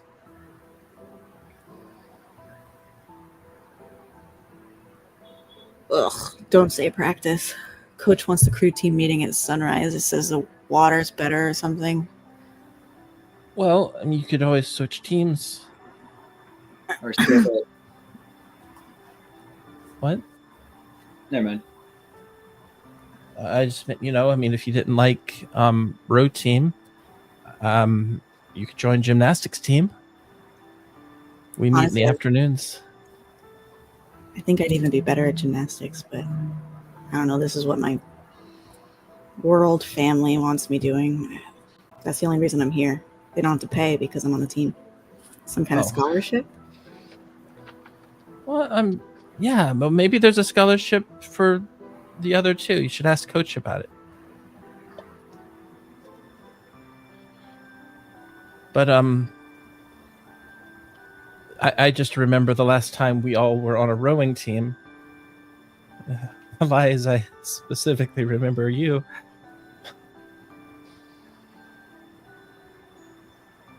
And yeah, she's referring way back when Lies Nat won on that road team. I mean, I really tried to get the boat to go forward and not circular. You did really well. I mean, that's why I haven't auditioned or tried out for the competing teams against anybody. Well, I just try to stay out of the water now. well, you could join the gymnastics team. We've always got openings. Like yeah, literally. remember that one time when I easily fell out your window and broke my ankle? I don't think I'm that good with that type of stuff either. It's okay.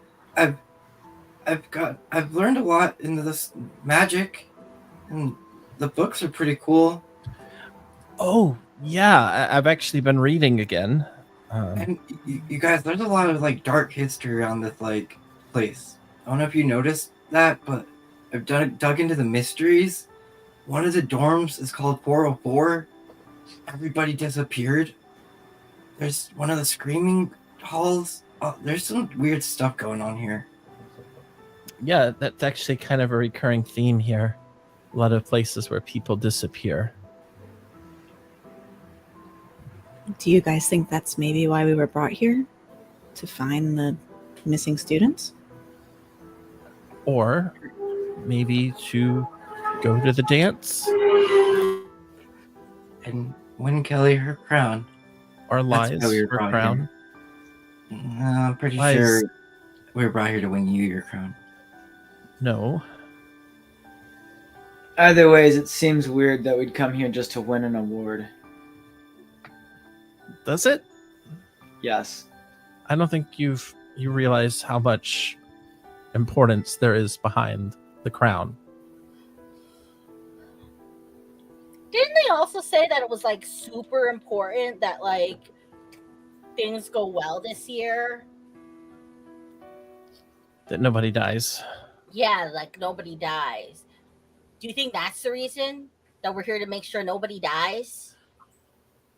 You know, maybe that's why they wanted to split everybody up, make sure there's no traitors. Maybe they're worried they've heard something. Oh, I've got to come up with a story to tell Goose. He's going to want to know why he's not on my team. I'm sure you can handle it, Peridot.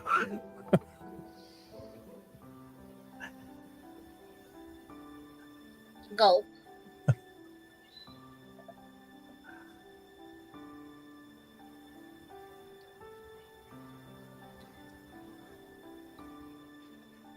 I'm trying to think like what position Goose would want to go with.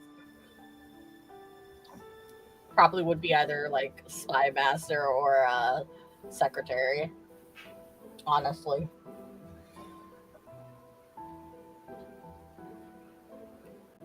He seems like Well, a guy.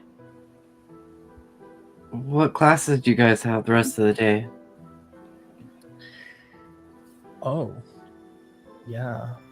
I'm out of classes next because I gotta follow Chloe to her class. Then I gotta go to detention. Of course you do. This is like the third time this week. Fourth. Oh, my bad. I've got a science lab with my partner Drick. And Nayla makes a gagging noise.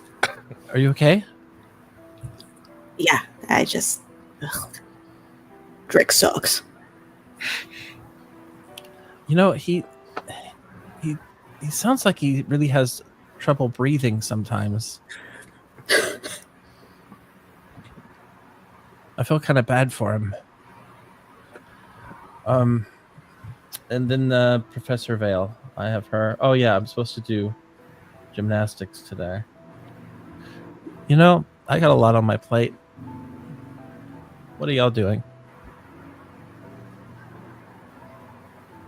Well, I have religious studies this morning, and with Professor Vale, and then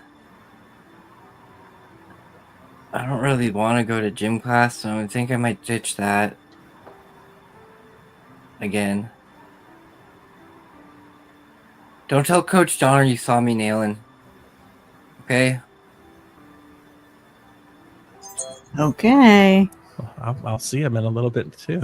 Yeah, neither of you. I wasn't here, okay? Where were you? I haven't came up with that yet. Probably the library or detention. You could always say you have a stomach bug and that you're falling apart. Yeah, I don't really get sick, and they've kind of figured that out after the What? third time of me saying it. You could just never show up, then you'll never have to deal with it.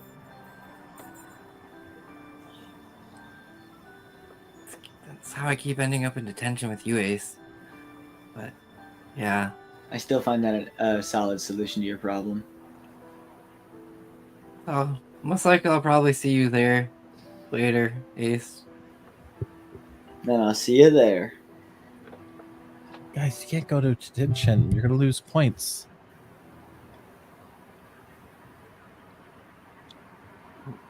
Well, Really? Is that like how it works? Yeah, Lice, think about it. You The need to more be bad like, things I do, I lose points. well, think of it like this. You have to be political here, okay? So just talk to people and try to like them even if you don't. And you know, become friends with people. I can try to help you. Yeah, that would be cool. Because if it's not me, I'd want it to be you. I mean, Prada seems like she could just win it. But, I mean, obviously you're going to win it, but I'd probably say she was next in line. Prada's for seamstress. Oh, is she? Yeah. Who's Boldane's then? Does Boldane have one? Let's say that it's Reach Out says 3, yeah. but yeah. Vol- Yeah, Vol- if- Voldane hasn't. For I the would- main one, you can make up a Vodane if you want, yeah. Yeah. when you're all focused on for this Because I conversation. know Nayland saw 2 of them looking at me like they wanted to kill me. Those are both from. Not, I mean, Polaris. from Polaris is what I meant. Yeah. Yeah. But she hasn't told me that.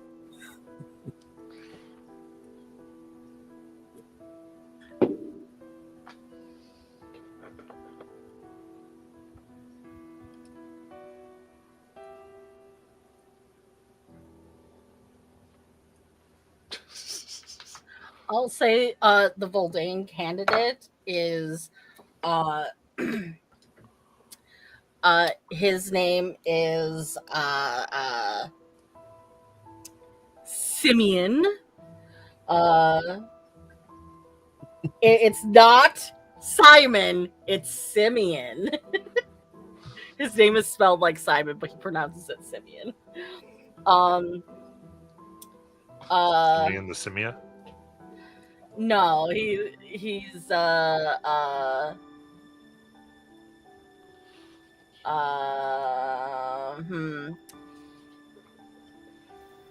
let me look at the ancestry page.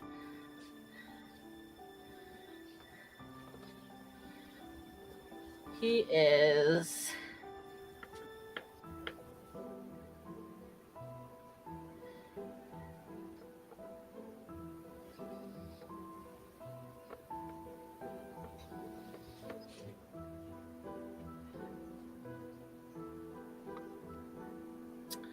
I'd say he is a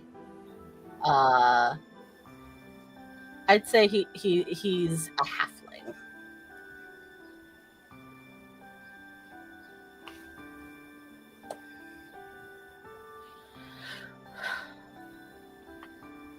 Because we haven't chosen halfling yet. Out of all of the different NPCs we've made. Okay, so Halfling has- Vodane is Simeon the halfling. Oh, Jason was a halfling, wasn't he? Oh, he was? Orc. Oh, orc. Yeah, oh, Jason no, he's an Orc. orc. Oh, Yeah. okay. Yeah. It was a thought of happening at first. Freddy but and I couldn't Wow. Jason, orc twins. Got it. So, just clarifying, monarch means that there's one monarch from every house, could be a king or a queen? Yes. Excellent. I did not follow that until just now. Lovely, beautiful. And then we have Taylor, secretary, and then a spy And master. It is known that some just go by monarch because they don't choose either king or queen. That makes an incredible amount of sense. I know it was where we got it, but as I was going through, I'm like, I don't want to do that. I want to be more wide here. So we're basically competing with our houses right now. Become the So they said yes and no. So they said yes in that is the main stage now, but they said be aware that that doesn't mean that this doesn't influence your later things.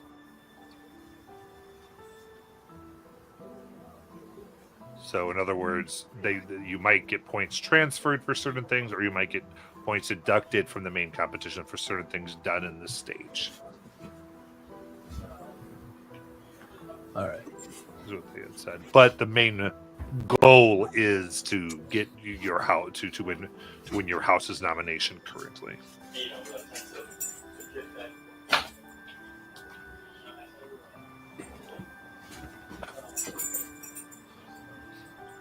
All right. Well, all right.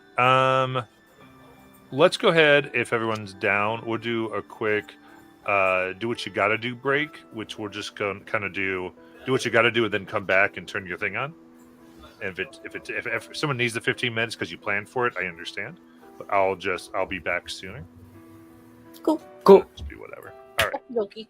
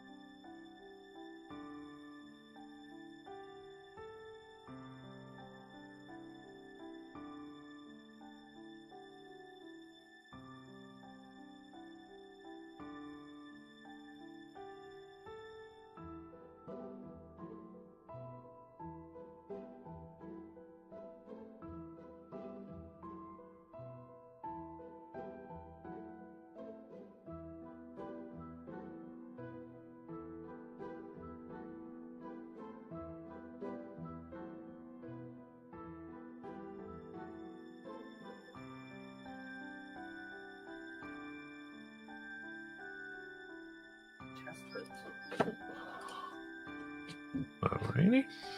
Hey, Stinky, come here. Come here. Yeah.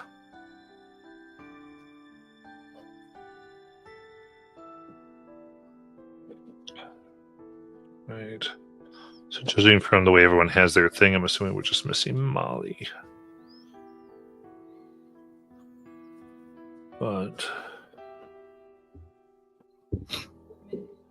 so I would say one thing you might want to think about before we kind of go to the next piece, which will be your class day, is any goals you all want to talk with each other. Be it, we can always kind of go back and meta those conversations. Take over the world! But Oh, you were talking to me about my goals.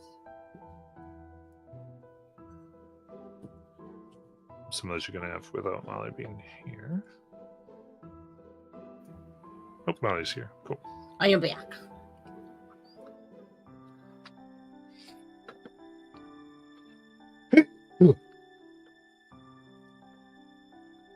All right.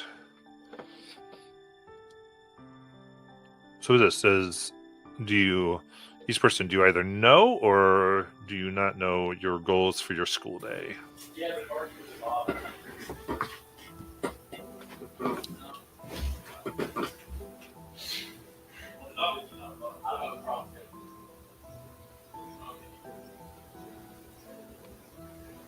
I'll tell that this way. Doesn't matter if you like that's living or whatever. But if you want somebody out of the way with you. You know, that's- Aiden, you unmuted. I don't know if you meant to say something or. Oh no, I just got back because I didn't hear the question. Sorry. Oh, okay, gotcha. Cool. I usually go by thing. I said, is there anything anyone needs clarifications? Not really care about it, but do you know what your plan is for the day? Like what things your character might pursue? Yeah.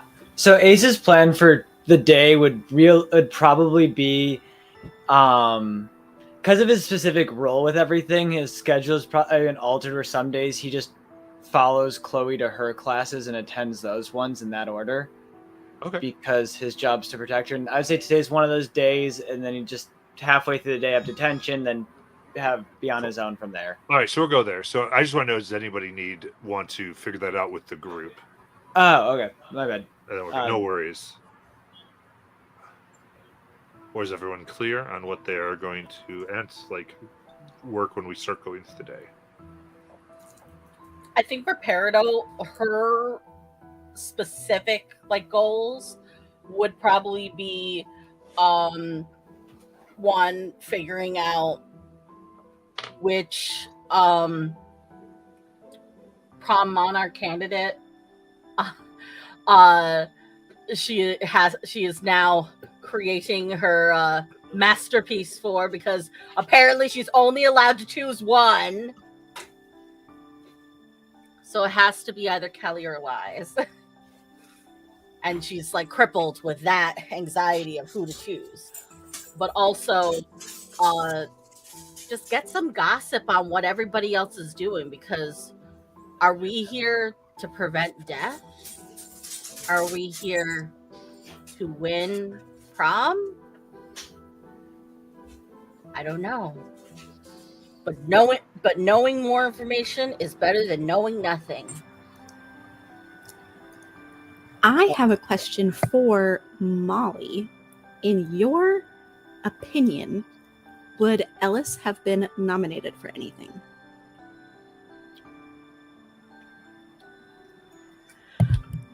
I feel like Ellis would not, or if he was, he would staunchly turn it down. But he would be doing all of the usual spy mastery kind of things, even if he was not nominated for it. Excellent. That's all I needed to know. Why? Because he is a sneaky snake.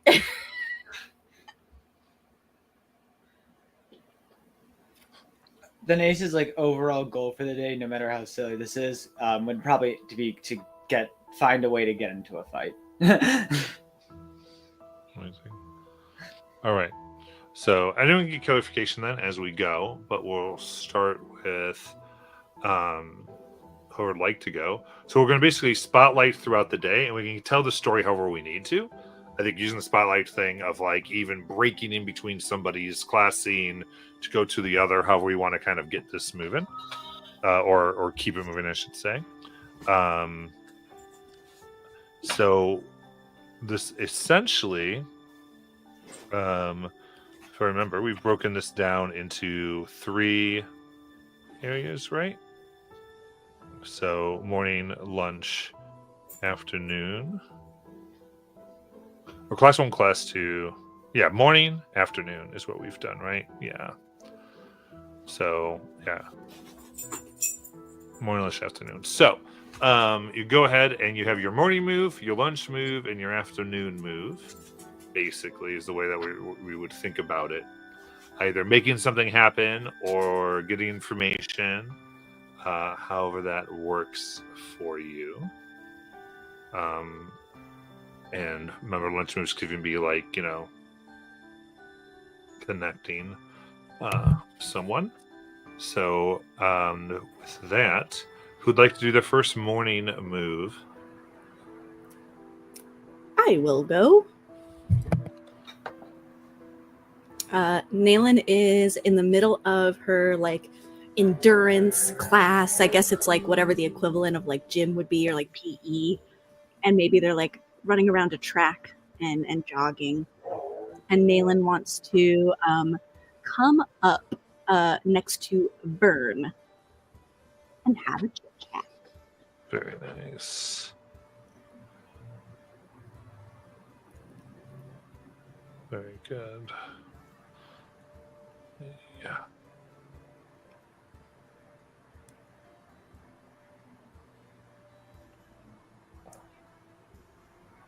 Perfect. So you begin moving, and of course, I think probably come up to about Vern's waist. About right? Yeah. And so he's as you're all moving, and I think as it kind of looks at you because he's kind of practicing running near people and got a fun way of crouching so that he's even hard to track, but notices that you're trying to get his attention and kind of slows a little bit here. Hey, Vern. Jesus, these cars. Ace mentioned what happened the other day. I'm sorry Drick's cronies did that to you. Oh, I mean, yeah, I understand. It happens. He kind of eyes you. I'm not sure if it's just all of Armada, though. Vern also has 3 eyes, just an FYI. 3 eyes focus. So it's like 2 looking ahead, 1 eye looking at Naylin. The one in the middle turns. Look, I'm not trying to, represent the whole nation or anything. A lot of Armada can be just sacks of meat, but I'll speak for me. I think it sucks. I mean, a bully's a bully, and it's not nice. I actually, I was wondering if, not to toot my own horn, but I'm pretty good in a fight, and I could show you a thing or two. We could go over some self-defense. But I was hoping you could do me a favor. I mean, yeah, sure. I would love to learn a little bit to, and kind of goes, you'd really help me defend myself against your own house.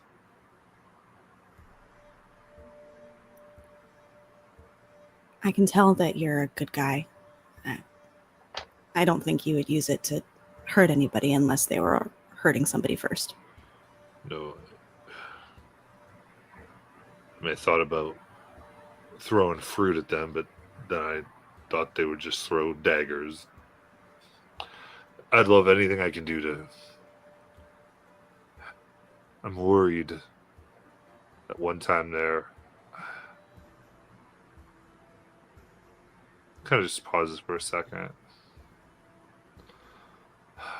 My cousin was killed here. Shit. Sorry. And I just kept on thinking I was wondering if I was going to be the next one to die when that happened. And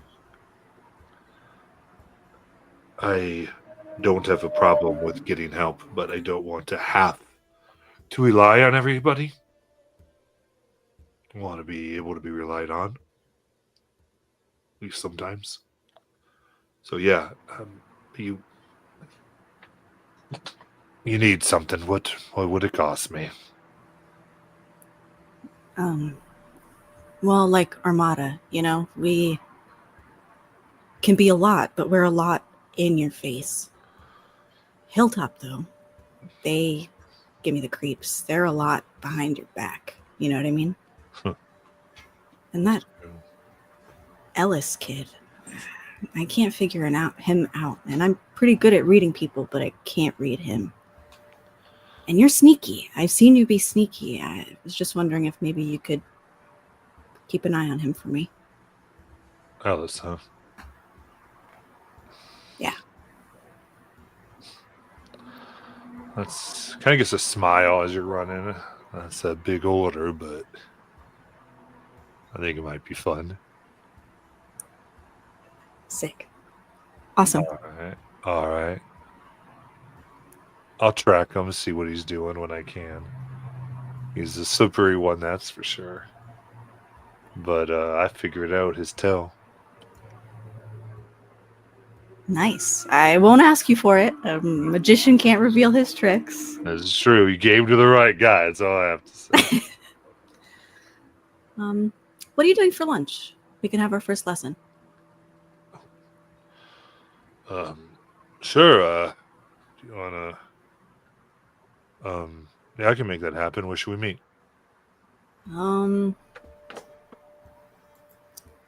I guess is that the marble court? Is that what we're calling the gym?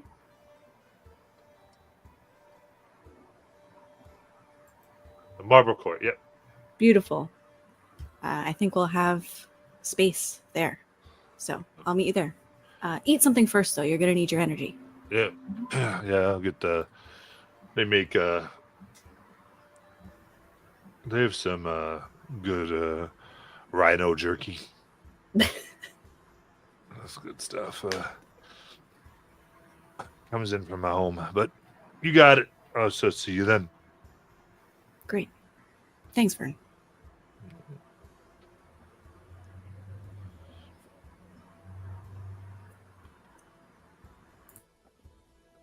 All right. Who else is doing something for the morning?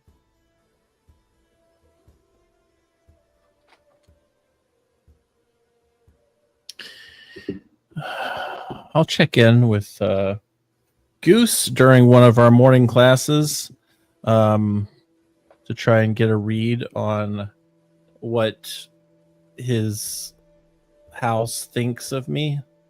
I would just picture the class as being one of those ones where the professor is just up there talking to themselves and Goose is sitting kind of in his seat, but the opposite direction, kind of like throwing papers in the sky and just completely not paying attention to class. More so is just talking to me. And as I'm just trying to get kind of an understanding of what was it Volt? It's not Voltaine. It's Justine. Bodane.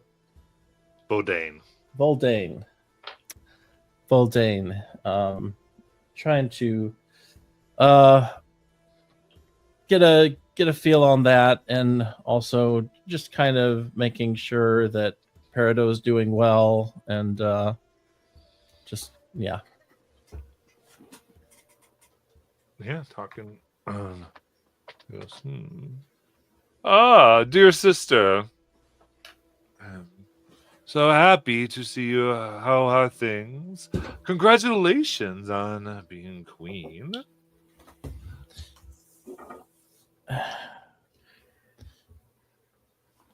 I just kind of lean over. You don't have to talk like that when it's just you and me.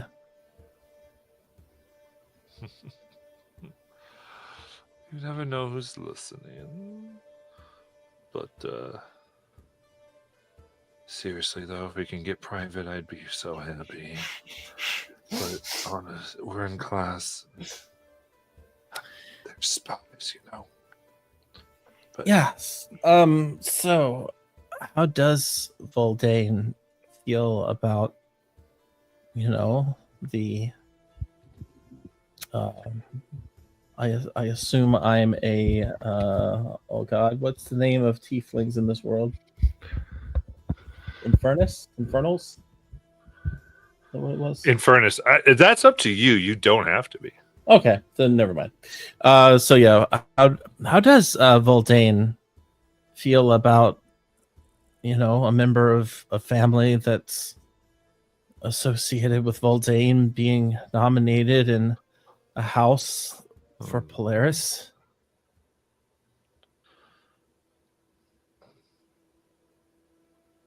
Grows a little serious and kind of maintains the whisper.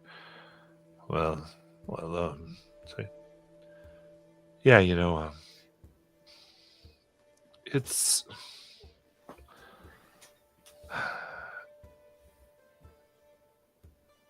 they are not happy. With me or with Polaris? Well,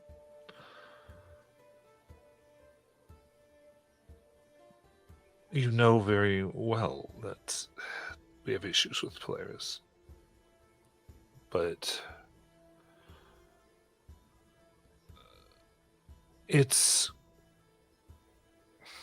there's two things I've heard so far. One is thinking that your involvement could bring Polaris under Voldane. As if you do become the monarch, you'd be able to order certain intelligence over to Voldane through the school and everything, a better understanding. Certain classes you could give thus far a power that hasn't been exercised by the monarch. However,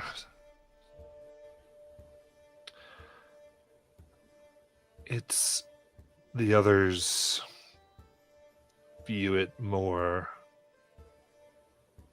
like the height of insult and betrayal. That you would be taking the secrets of Ardane to Polaris.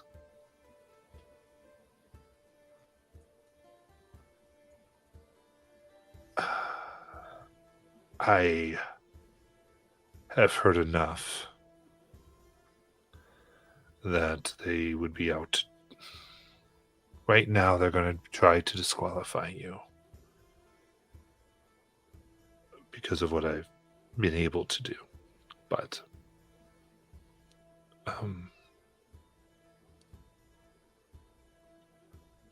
if you pursue the nomination, it could be worse. And I suspect I will quickly find myself in a extracurricular mission outside of the campus for the main nominations.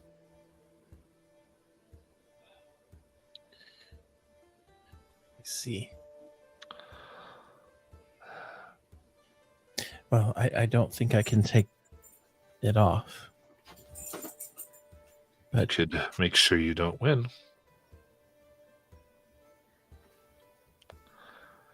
Or you can gather support from one of the Voldane factions. Really just the one that would want you to give us Polaris information. Or have enough support where you would have a good enough guard to chase away any assassinations. Okay. I just wanted a feeler, and I think I've gotten that. Well, you can let the housemates know that at lunch today, I'll have a sign up sheet for gymnastics and cheerleading. If any of them want to stop by and discuss that.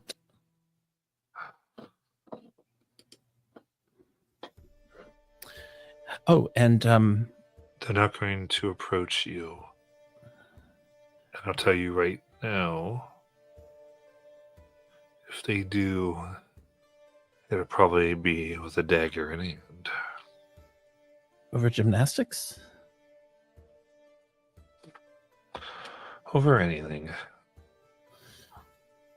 No one in Vodane is going to sign up for gymnastics No unless one? they're out to get you. Oh. The fact that you're in charge of it, they're not interested. Well, that sucks.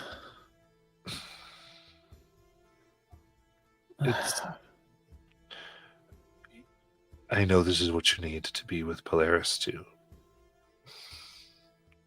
do what you need to do. I'm telling you right now, the quicker you can get what you need from them and get back to Vodane, hopefully with something of value. Everything, including our houses, our parents, our cousins, our whole estate will be better off. That being said, I'm always going to do my best to keep things you protected. I know. He kind of hugs you. Thank you, Goose. And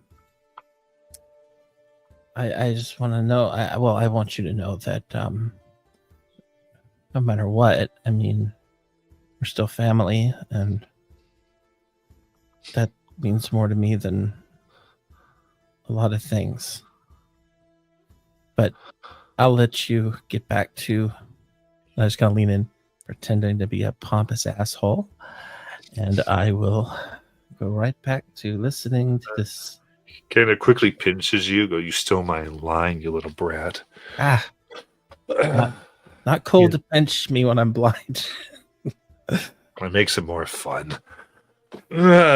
Indeed. Well, I'm sorry that the joke has been put on you, but it is the burden we all must bear. If anybody could see her eyes, they would be rolling.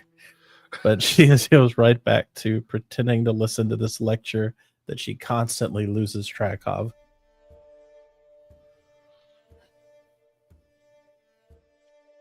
There you go. Who else for their morning?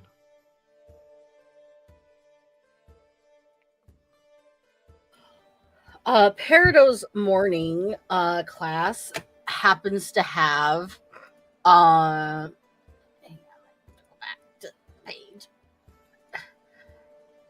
Has what was the name of the gestation monarch? Aiden, Phoebe? Chloe. Chloe. Why did I put Phoebe? I don't know. God. Chloe, Simeon, and those were the two. It was the two ones that weren't gonna be players, and it wasn't Drac. So Chloe and Simeon are in her class, but so happens to be Freddie, and Peridot's just kind of like sits it, like tries to strategically sit where she can like overhear where some of like the gossip might be between her. Like one the Jason crowd is going to be on one side, and then she's like on the edge of like the Voldane crowd as they're talking about their stuff. So she's trying to get like the both gossip at the same time about like who they're looking out for to possibly be stabbing each other in the back. The idea of that, like, we can't partner with our own house. Would like the forming of the group, right? Mhm. Would they form the group to strategically take somebody out, kind of thing? Perfect. Yeah. Give me an instinct, please. And so this is just listening, and let's see here. So you're doing what 2 houses are we going on? Voldane, she's like on the edge of it, even though it's her own house. She doesn't want to actively be like, oh, what's going on, because she also wants to hear what's going on in Jason. And they're like enemies. I know that. Like, they don't like each other. They're -3. Oh yeah. So let's do this. Trying to effectively do this, let's do at a -1. Okay. That is an 11 with hope. Okay. Mark your hope. And I think with this, which one do you want to hear about the most?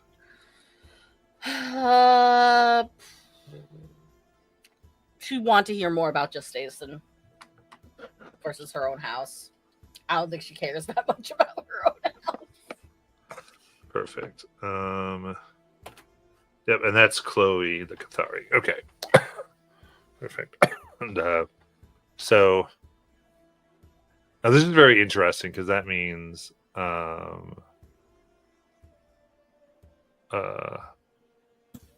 that you're nearby, right, Ace? Yes, Ace would also be here then. You're like right there, yeah. Like right behind her, probably. Right behind. That's so interesting. So Ace, like, are you down with Peridot doing this? Yes, 100%. Yeah, you're just like, cool, get some info. What Ace would be doing, Ace would just be sitting there, he just watching everyone that interacts with her, making sure no one like slips anything or tries to attack her. Okay. So with Chloe then. I'm not a threat. Kind of over here. And I think a lot of this she's saying, like, always a little loud, so you can hear this, because she's always making sure that while not ever addressing Ace or looking at them, constantly making sure Ace knows what's going on. Ace looks very tired. She's like, indeed. It is only with the great help of a team, of course, thus far, that I have been given the honor, and I hope to get as much support from all of you as I need. That being said, I know some of you are worried about what's going on in the other house, especially with Kelly. And there are some worries, but let us not forget, she has done what theoretically all of our jobs is supposed to be. And her efforts have allowed us to pursue our own ends, well, with all of her uniting. So to let that go on, at least for this stage, is good. Plus, maybe the other houses will make an enemy, and they can fight it out while we take the crown, but for now, it is best to look within we have those who would compete with us. And of course, should our other monarch nominees get injured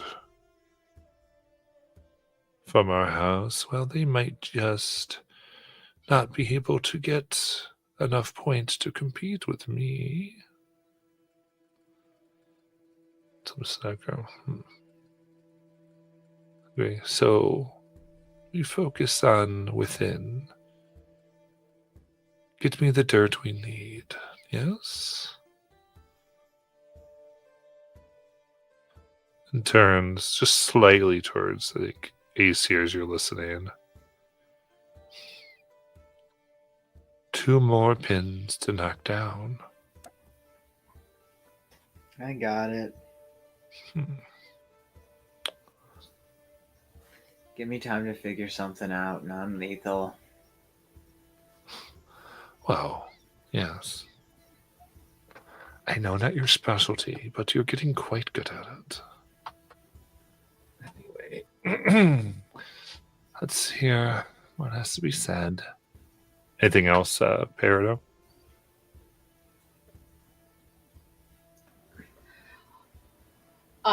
No, I think at that point, like maybe like the teacher calls on Peridot to answer a question, so she has to divert her attention back to the class.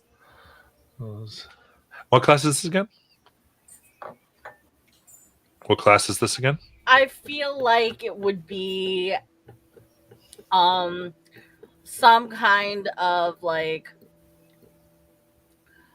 I feel like it would be like a history class, but they're trying to like make everybody learn like a united history of all the nations together kind of thing. I love this. So from the 5 accounts of the Battle of Grimoire, what can we say was the original cause? Peridot. Yes. The original cause? And she flips through her book. And I don't think she finds the answer. So she's The 5 houses of scholars have agreed that it was the mismanagement of the farmers on the land. We all know this, so write it down. Maybe 10 times after class, Miss Peridot. Both pages from the text on the board. Yes? Yes, sir. Ha. She just like visibly wills. Ace begins laughing. And with that, we're in for tonight and pick up with our next week.